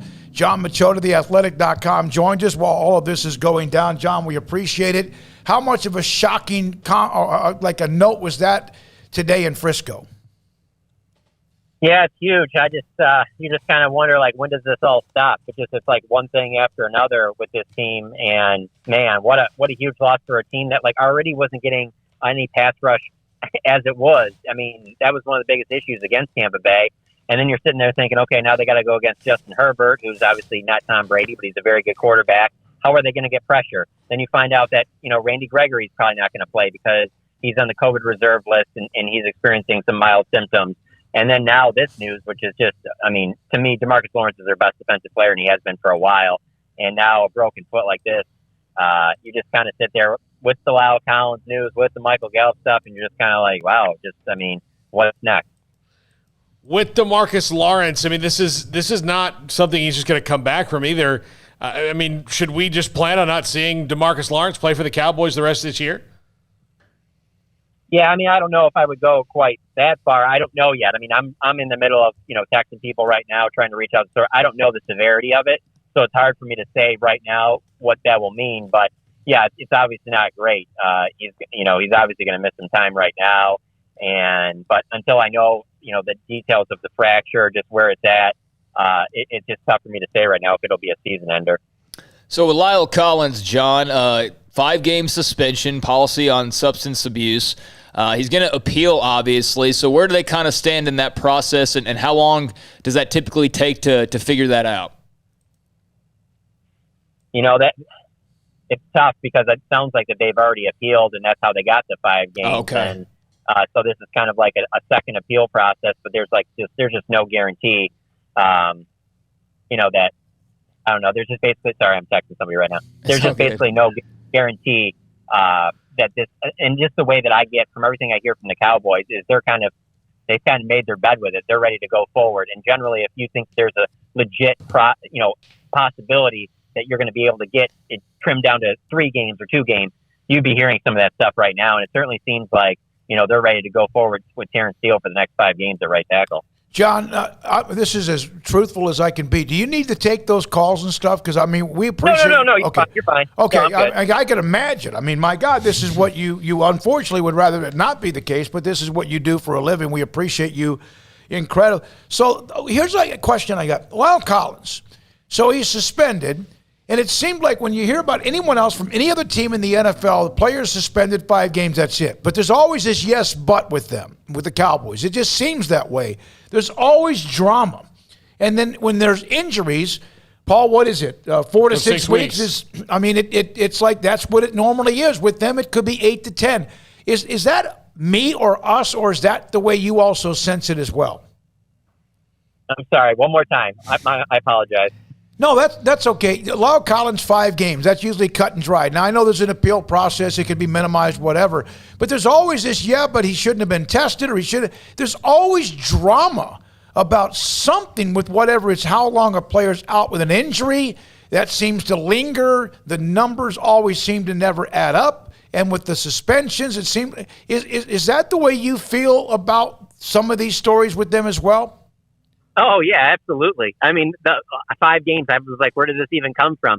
And then the more you talk to people, the more you hear about how it's like, well, I don't even know that he's even failed a drug test. It just he didn't show up to them. And so that's the way they treat it is if you're not there, then that can be counted as a failed one. But if you're skipping them over and over and over and over, obviously there's a pattern there. Why would you be skipping them for no reason at all? So, but yeah, it is kind of like the injuries. You don't know. And I think it's like kind of a Cowboys thing. There's just always, you just never really know. And there just always seems to be a little bit more to the story. And you find out a little bit, in the coming weeks. And then you find out a year from now what really happened. And you're just like, oh, well, now this makes sense. Now I can see why, he was suspended for this 5 games. I just don't see, especially with the way in the CBA that the drug testing and things like that, why it opened the door for Randy Gregory to be able to come back and everything seemed to be in good direction with him. I don't see them, sitting there suspending Lyle Collins for 5 games if they don't have a good reason for it. John, with his replacement, obviously this week it's apparently going to be Terrence Steele, who had a lot of problems last year. How long of a leash does anybody at right tackle have before they kick Zach Martin out there and put Connor McGovern in? It's funny you say it because it's like I sit here and I say, well, they'll at least give Terrence Steele this entire Chargers game. But you're like, well, I did see that Chaz Green game in Atlanta, and if it's that bad, they might have to turn to Zach Martin in the second half. I don't know that they'd do that. I think they would. I believe what the plan's going to be is they're going to start with Terrence Steele. They're going to give him more help than they gave Chaz Green in Atlanta. And so it's going to affect what they can do on offense, but I don't think they're going to be putting Dak in a position like he was in Atlanta where he's just getting blindsided. And an Adrian Claiborne type player all of a sudden has a career game, which could well be Joey Bosa, which is just terrifying to think about, with just how talented he is. But no, I would think that Terrence Steele plays the entire game. They kind of assess it after the game's over, but you never know. In talking to Zach Martin, or being around reporters today when Zach Martin was talking, they made like 3 or 4 different players available at the same time. It certainly doesn't sound like that's his favorite position to move out to is right tackle. I think he prefers to stay at right guard because that's where he's best at. That's where he's going to play his best ball, and they feel like he can help Terrence Steele. The issue I have with it is if you can have Zach Martin at right tackle, then you can keep Connor McGovern out there, and then that gives you your best 5, which I think you ultimately need to do. But I don't know that Zach Martin loves the idea, but he obviously is open to it if it's the emergency thing like it was last year, and it's the only option. He's obviously going to play it, but I don't see them going to it like in the second half. Let's put it that way. All right, John Machota with us, theathletic.com. How did Micah Parsons do in his opening game? I thought he did well. He didn't have, it's funny because I hate to do this because it just hinges on one play, but it's just like, I think he played well, especially for a rookie. But it's because what you saw in training camp, you're just expecting like he's just going to make these big plays all the time, and you're just going to every game there's going to be a game-changing play. But he was within inches of making that play in this game, and I think it would have won the game for the Cowboys. And it's when Tom Brady's falling down, he goes to flick that ball out into the flat to Leonard Fournette, and he just barely gets over Micah Parsons' hands. If Micah catches that thing cleanly, he's probably running back the other way for 6 because he's not slow, and it's just like a one play like that changes everything. And I do think that's the type of plays that you can expect from a Micah Parsons. But when you're going against the GOAT and he's just makes these savvy plays, seems like every week for over 20 years, you just kind of get used to it. So, but I thought he played well. But no way do I think that like that's the best he can play. Like the best football Micah Parsons can play is certainly in front of him, and you're going to see this season and probably in the upcoming week. John, I know the injury bug or the unavailable bug is bad right now, but how in the heck did an assistant coach and Leon Lett also get injured? What is going on? That I'm going to be honest with you. That was a pretty scary scene because where all the offensive linemen and defensive linemen work, it's on the far end of the field, and so it's they're just doing their individual drills when we're out there, and all of a sudden we see Leon coming from that far end of the field on the back of a cart with a couple of the athletic trainers. And the way he was laying on the back of the cart, you were kind of like, is he okay? Yeah. And then they always have an ambulance that's there during practice. And it started backing up into like closer to the field. And I was like, is he all right? And then they went and they had him on the cart and they brought him towards the facility by where we were at. And he was still laying there. And I could tell the look on some other coaches' faces that they seemed a bit concerned too about like what's going on here. And then finally I saw, a couple of athletic trainers get some crutches. And then finally he slowly got up and they got him off the cart and then walked him inside into the locker room. So we could tell it was a right leg injury, but we didn't know the significance of it. Now, I will say, Leon Lett has been with the Cowboys as one of their defensive line assistants for a long time. He is a very hands-on coach. So I'm thinking what happened is he was doing some type of defensive line drill. And I don't know if it was Achilles or a knee or something gave out. And all of a sudden he went to the ground and that's when they got the cart over there. But it happened so far away from us that we didn't even know anything happened until he came by us on the cart. And frankly, we were all just relieved to see him get up on the crutches because it looked like it was something more serious than that. But yeah, it doesn't, I don't know. It just, I don't want to say cursed, but it just seems like there's just something going on with this team where it just, if it isn't one thing, it's the other. My God, put Dak back in bubble wrap or something. Yeah, right? Absolutely. Jeez, this is it's just crazy. And of course they've had their flare-ups before. There were many years when teams around the division have had theirs, but man, they have been hammered. And the Randy Gregory on the same week DeMarcus Lawrence goes down is just it's crazy. John, thank you. Did you and Paul trade? When was the first time you guys talked after? It was right after. John, it was about 10:45 p.m. So it was not a good string of texts between the two of us, I would say. Well, hey, we'll just tie that one into the Cowboys too. As good as the Cowboys looked against Tampa, kind of like how good Florida State looked against Notre Dame. All of that goes out the window if you just lay an egg here against the Chargers. Mm-hmm. All the goodwill that you built up from that looking good against Tampa, and that's even without the players that they're going to be missing. It's hard to sit there and get excited about what's going on in Tallahassee right now. I'll put it that way. There's no question in my mind that's the worst loss that I've ever seen in Florida State history, and I'd love to hear if someone said that there's a worse one. Just so many things that happen that are just inexplainable. But you know what? Next Saturday, I'll be watching again against Wake Forest. I'm addicted. Thanks, man. Appreciate it, John. Appreciate your time. DeMarcus Lawrence with broken bone in his foot. Well, yeah, that was just confirmed here in the last 15 minutes. Yeah. There was the report that he was hurt and that something was wrong with his foot. But then, right as John was joining us, basically, you started to see the of Cowboys reporters saying that, yeah, it's been confirmed as a fracture. So he is out for the foreseeable future, and that's now official. So big loss, no doubt about it. And yeah, don't even have Randy Gregory available at this point. And Micah Parsons was good, but he also, had mistakes as well. I mean, he's not perfect right out of the gates as a rookie, but he's definitely something you can get excited about. It just kind of stinks that you get a little excited about that performance, and then all of a sudden, days later, here you are, and it's like boom, boom, boom, boom, boom, negative. On both sides of your line. So, and they almost won Thursday, which is what they do. They tease you with a win like that or whatever. And San Diego riddled Los Angeles 400 yards against a really good defensive team in Washington, and Herbert converted so many third downs. Now there's no way he keeps up that pace. It was insane, like 14 third downs. But it'll be interesting to see what happens in Los Angeles. When we come back, is it time yet? We got a little bit of time. We got a couple minutes, yeah. All right, so yesterday we did not mention this. The Earl Campbell Tyler Rose Award went to Memphis freshman quarterback Seth Hennigan. His dad, I think, is the coach at Denton Ryan.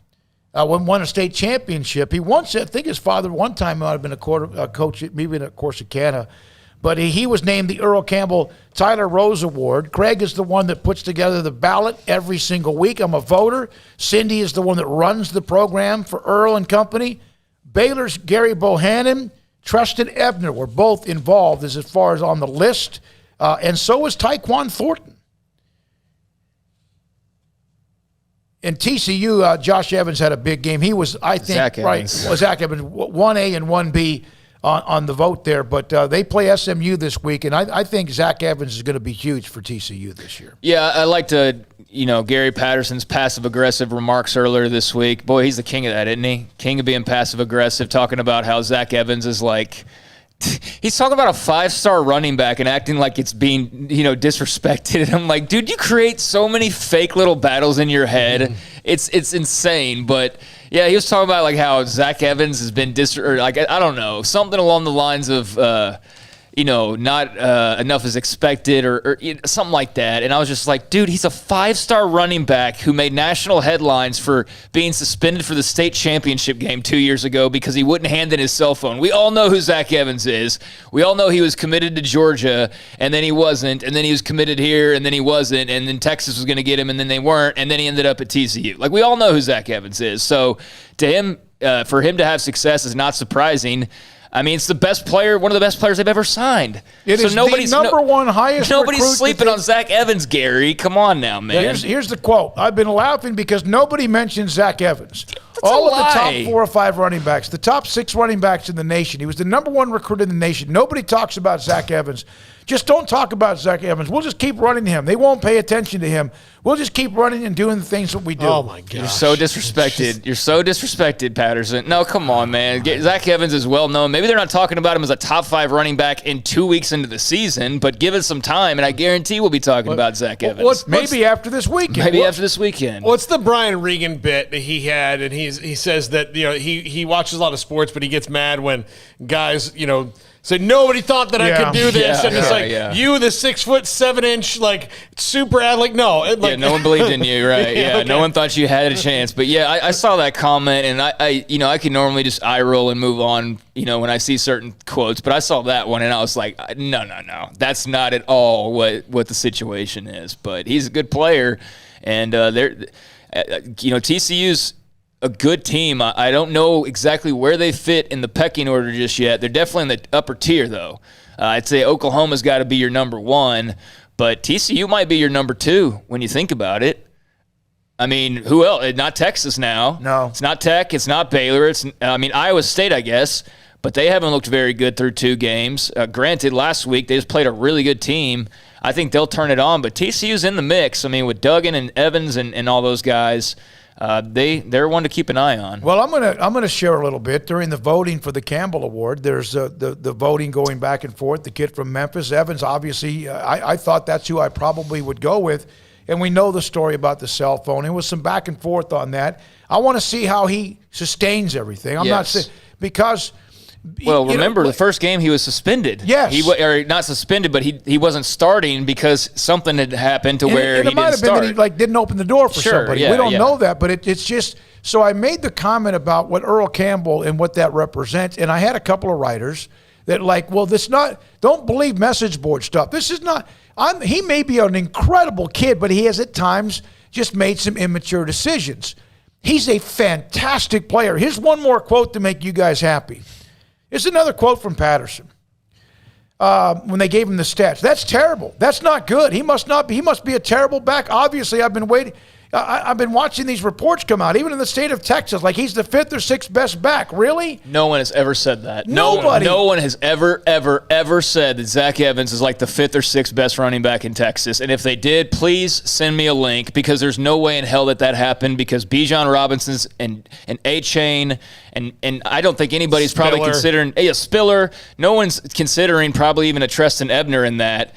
And if they are, I guarantee they're still thinking of Evans before him, because he's just a more well-known name, even though Treston's been around a while. But 5th or 6th best back, I mean, maybe there's an argument for it when we list off 3 guys just like that. But, I mean, come on. That's just that fake motivation stuff. He's big on that, and I just find it funny. Yeah, coaches have to do what they have to do. Yeah, but it's a coaching thing. Yeah. But sometimes when it's fake, I'm just like, come on. Like that's just a very poor example of it. SMU plays TCU, not this week. They play, thanks to Scotty B, they play a week from this week. That's a shame. You got my hopes up. I want to see that game. That should be interesting. Yeah, it should be a hell of a game. And when we come back, it's been a day when we've been able to touch on Baylor-Kansas, Arizona State, Florida, and who else did Texas A&M. And when we come back, Paul Catalina's top 5 at 5:55. Alan Samuels, Dodge Chrysler Jeep Ram Fiat. Right now, there's a couple of things I want to tell you about. Ram Power Days going on at Alan Samuels with the new 2021 Ram 1500 Quad Cab, the Lone Star with total values of up to $7,000 or 2.9% for 72 months. The 1500 Lone Star Quad Crew Cab offers style and dependability for any job. It's the Ram Power Days going on now at Alan Samuels.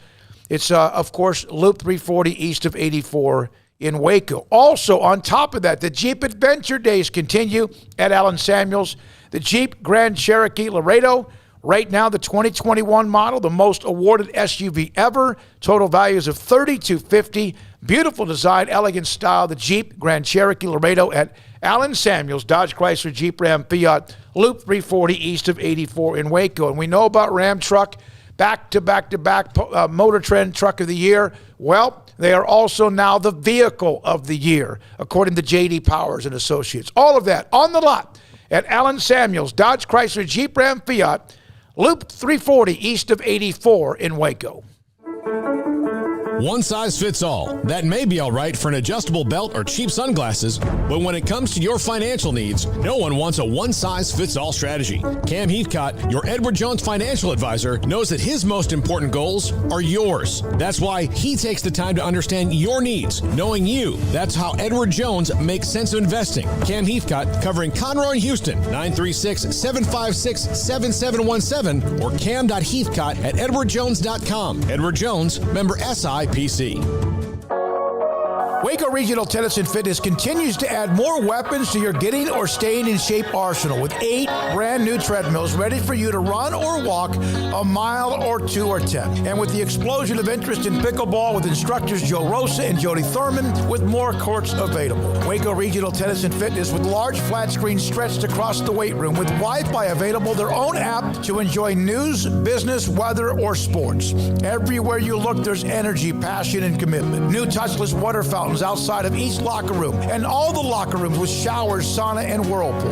Upgraded PA system throughout the world-class tennis courts with a youth academy led by pro Britt Coleman. Fitness and tennis merchandise available and a tanning bed. I promise you'll look and feel better. You just need to walk through the front door. Waco Regional Tennis and Fitness with personal trainers Christy London and Randall Corley. 40-plus group exercise classes, including twice-a-week boot camp. It's time to react today, not tomorrow. Waco Regional Tennis and Fitness on Lake Shore Drive in Waco.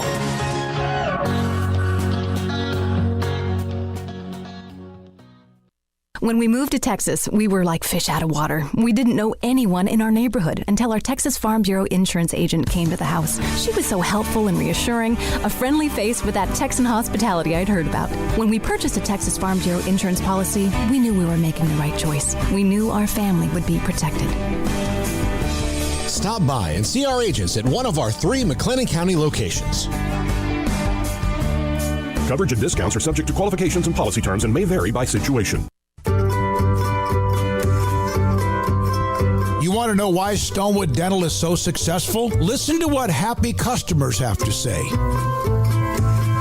It's pleasant. It's different than any other dentist office. I really feel like they care. And it's not that you're here for 2 hours waiting on someone to take care of you. It's quick and easy, and I bring my kids, and my kids love being here too. They really love the treasure box. Staff is really nice and accommodating, real friendly.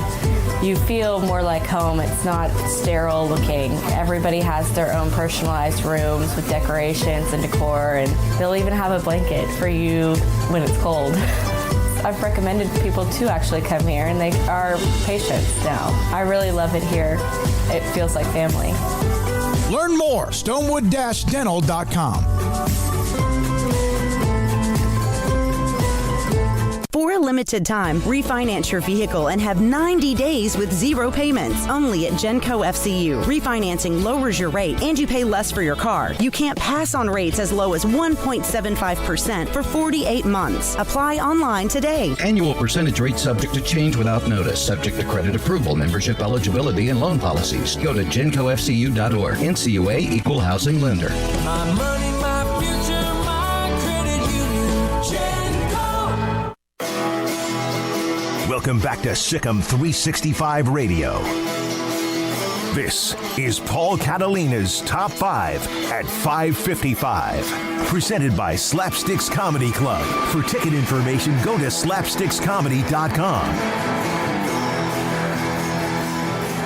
Welcome back to Sikkim 365 Radio, 365 Sports. Today's top 5, not this week's. Today's top 5 bad fits for USC. Look, yesterday I thought it was good fits. These are bad fits. Bad fits. Okay. Number 5, Chris Peterson. Dude's retired. Let him be retired. Don't pull somebody out of retirement. Well, you had Stoops on the... Yeah, I know, but I mean, the Stoops is less retired than Chris Peterson is. Chris Peterson's riding a boat to work. I think Bob Stoops is like enjoying life like never before. But okay. Yeah, and I saw an article, somebody from it might have been Jason Kersey or someone had pulled up an article from a few months ago or somewhat recently where Bob was talking about retirement, and he's not coming back. Yeah, he's not coming back. If you're going to go get a retired guy, I would get Stoops over Peterson. I didn't read through the whole thing again, but like basically the gist of it was like, had you asked him at a point like in the past, he would have been probably gung-ho, but like at this stage, going around selling vodka around the state of Oklahoma, he's pretty good. He's on Fox pregame. He's kind of got that early Jimmy Johnson NFL vibe. Yep. Number 4, and this guy's gotten some buzz for some reason, Greg Schiano. Look, he's only been good at Rutgers. Let him stay at Rutgers. Yeah. I mean, I don't think that's if I'm trying to rebrand the entire program and try to turn this thing around. I mean, yeah, you're right. He has found success at Rutgers, maybe not so much elsewhere, but there is some buzz for him. Yeah, I mean, you're right. He is somebody who's getting brought up a little bit, so interesting to see where he falls in the pecking order. Number 3, Lane Kiffin. Don't do it again. Don't do it. Don't do it. I'm amazed that people are even considering that they would. Like the second time I think we brought his name up yesterday, but no way in hell do you hire Lane Kiffin again after the way the first round went. I don't care how different he might be or you might be or how many years have passed. Absolutely not. I mean, some people have the philosophy and some people don't, but like when a relationship ends, you don't go back to it because it ended for a reason, right? And when you get back together, it might be great at first, but then it's just going to rehash all the old stuff. And this relationship also didn't end because Lane Kiffin got so much of a better job. Like, if that's not it was time to go. And so I mean, he went to the Raider, Tennessee and the Raider, all that thing he did. It was just, but no one in the coaching business that I can think of off the top of my head has more caustic relationships with people he's worked with than Lane Kiffin. And I just think USC, you don't need to do this because he's not a relationship guy. He's not. He's a me guy, and then what can you do for me right now, guy? Well, if he's a me guy, he fits into Hollywood pretty well. Yeah. I know what you're saying. But number 2, Jack Del Rio. I get it, he's an alum. I get it, he's had some success as a coach. But he's also an older coach who hasn't recruited in a long time. Not to say that he couldn't. I know that Herm Edwards is doing an okay job of that at Arizona State maybe early on. But I don't think this is something that you get into. One of the chat room people, one of our great audience, said that they saw where maybe Mike Bone, is that his name, the AD? Yeah. With me and names, might have been over in Washington, D.C. today. And maybe he was. I'm throwing out the chat room, and We know he probably is taking Jack Del Rio to dinner. Yeah. Maybe he's picking his brain. I don't know. Yeah, I'm not reporting that. I would not do it. I think that again, he is an NFL coach. He's been an NFL coach for a long time, and while there might be some good things, I want someone. USC's biggest problem right now is their recruiting is low. I want a recruiter who's already established and not somebody who's going to have to build his recruiting right now. Yeah, I think you might go with just somebody a little bit younger and a little fresher maybe. But, I think if they eventually land on him, I don't know that it would be a bad hire per se. But, me personally, and probably for most USC fans, I don't think he'd be number 1 or number 2 probably. No, I just don't think they should do it. And number 1, Urban Meyer. While I'm sure he would do a good job in the short term, ultimately, when things got rough, his health problems would pop back up again and he would leave. Plus, he's a duplicitous liar who will bring problems to your program. That's what he is. At me, it's fine. He's a duplicitous liar who will bring problems to your program. You know, you and your hatred of Urban Meyer and Tim Tebow because they beat up on your Seminoles. Urban Meyer stuff has nothing to do with Tim Tebow, to me. And it's a completely separate issue. You know, you need to go get this out of your system. Well, sure. The good news is I don't think Urban wants the job. Exactly. So they're not even going to have to really, go down that path. Kiffin, I mean, this guy got fired in the third quarter of his final game. Legitimately, that's what happened. The AD and I guess it was maybe the president, I can't remember exactly, but during the game, they're talking in the third quarter. They're meeting to discuss his termination. Like they may have done Saturday with Helton. Yeah, and then fired him like 2 hours later, on the tarmac. So, you can't revisit that. You just can't do that. I mean, Del Rio, I think that they at least explore that opportunity. I think Meyer's a no-go. Peterson, we'll see. And Schiano, I don't think would be probably near the top of anybody's list, so that makes sense. All right. You want Florida State to win, right? Yes. If, in fact, they hired Urban Meyer. I would be torn asunder. No, you wouldn't. I would. Because, if Nebraska hired him, that means they're going to win pretty quickly. And I would take that. That's how desperate I am. While I defended him at times, my opinion has changed over the years on Jameis Winston. I felt really kind of guilty or confused about Jameis Winston. And should I be so excited about what happened if something bad happened? And that was the result of the national championship was Florida State not doing anything about a situation like that. So I get it. And I don't know what happened with Jameis Winston. I don't know. But I do know. Because it was a high of winning, though. That's what I'm saying. It's my whole point. Again, it is. But I know I would be torn asunder. I don't want him there. I don't think Urban Meyer's a good fit for anybody because he's not going to be there a long time. He's just not at this point in his career. Well, here's a text from the 317. I think James Franklin's a great choice. But what about Matt Rule? He's making a bucket load of money with Carolina. Got a long-term deal. They're 1-0, by the way. I sent him a text on Sunday. His text back to me was 1-0. It wasn't thanks. It was 1-0. That's I know we got to go here, but I think that Rule, if the Penn State job ever came open, I think that's something he would have to take a look at, being his alma mater. I don't know if his desire to really go and coach college football again outside of maybe an opportunity like that, and that's just because he's an alum. But he's just always struck me as an NFL guy. I mean, he's an NFL guy, and I think he's going to stick around in the NFL as long as possible. But I think any program's lucky to have him if they ever get him again. All right, a lot of you are thanking us for the show. We thank you for being a part of the show. Appreciate your time. All sorts of guests lining up some more for tomorrow. Got a couple of texts I printed out. Haven't been able to get to them. Craig Smoak. Do we have Max tomorrow, or is that Friday? We should have Max Olson tomorrow at 4 o'clock. They put out a list, the top 5 best head coaching jobs in the country. Yeah, we can talk about that. And it was actually something that was a little bit more thought out than normally just some thing that people throw against the wall. For Paul Catalina, you never know how we end this show. For Armstrong Sims, Hayden Bumpus snuck in, and Jack McKenzie was here. I'm David Smoak. Thank you so much, our incredible sponsors, for what they do, what you do, and what you do with them, and vice versa. Good night. Sikkim 365 Radio.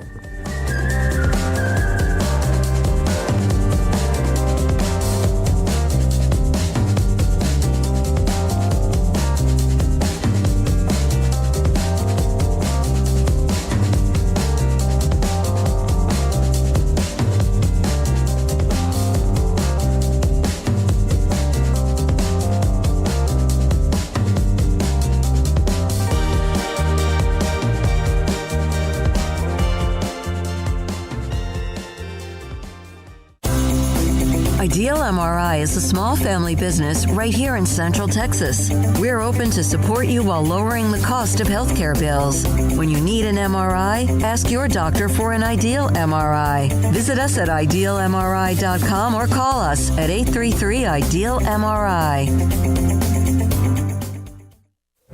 Stepping into the boots of a U.S. Army officer can add confidence and leadership skills to your son or daughter's career path. See all the things they can achieve in our boots at GoArmy.com. U.S. Army Waco Recruiting Company, 254-598-8131 or 254-776-1543. After my first car accident, I feared the biggest damage would be to my wallet. I expected a mountain of bills and a long, drawn-out process. But my Texas Farm Bureau insurance agent was there when I needed her and helped me get back on my feet and in my car in no time. Instead of a hassle, I got reassurance and a quick recovery. Stop by and see our agents at one of our 3 McLennan County locations. Coverage and discounts are subject to qualifications and policy terms and may vary by situation.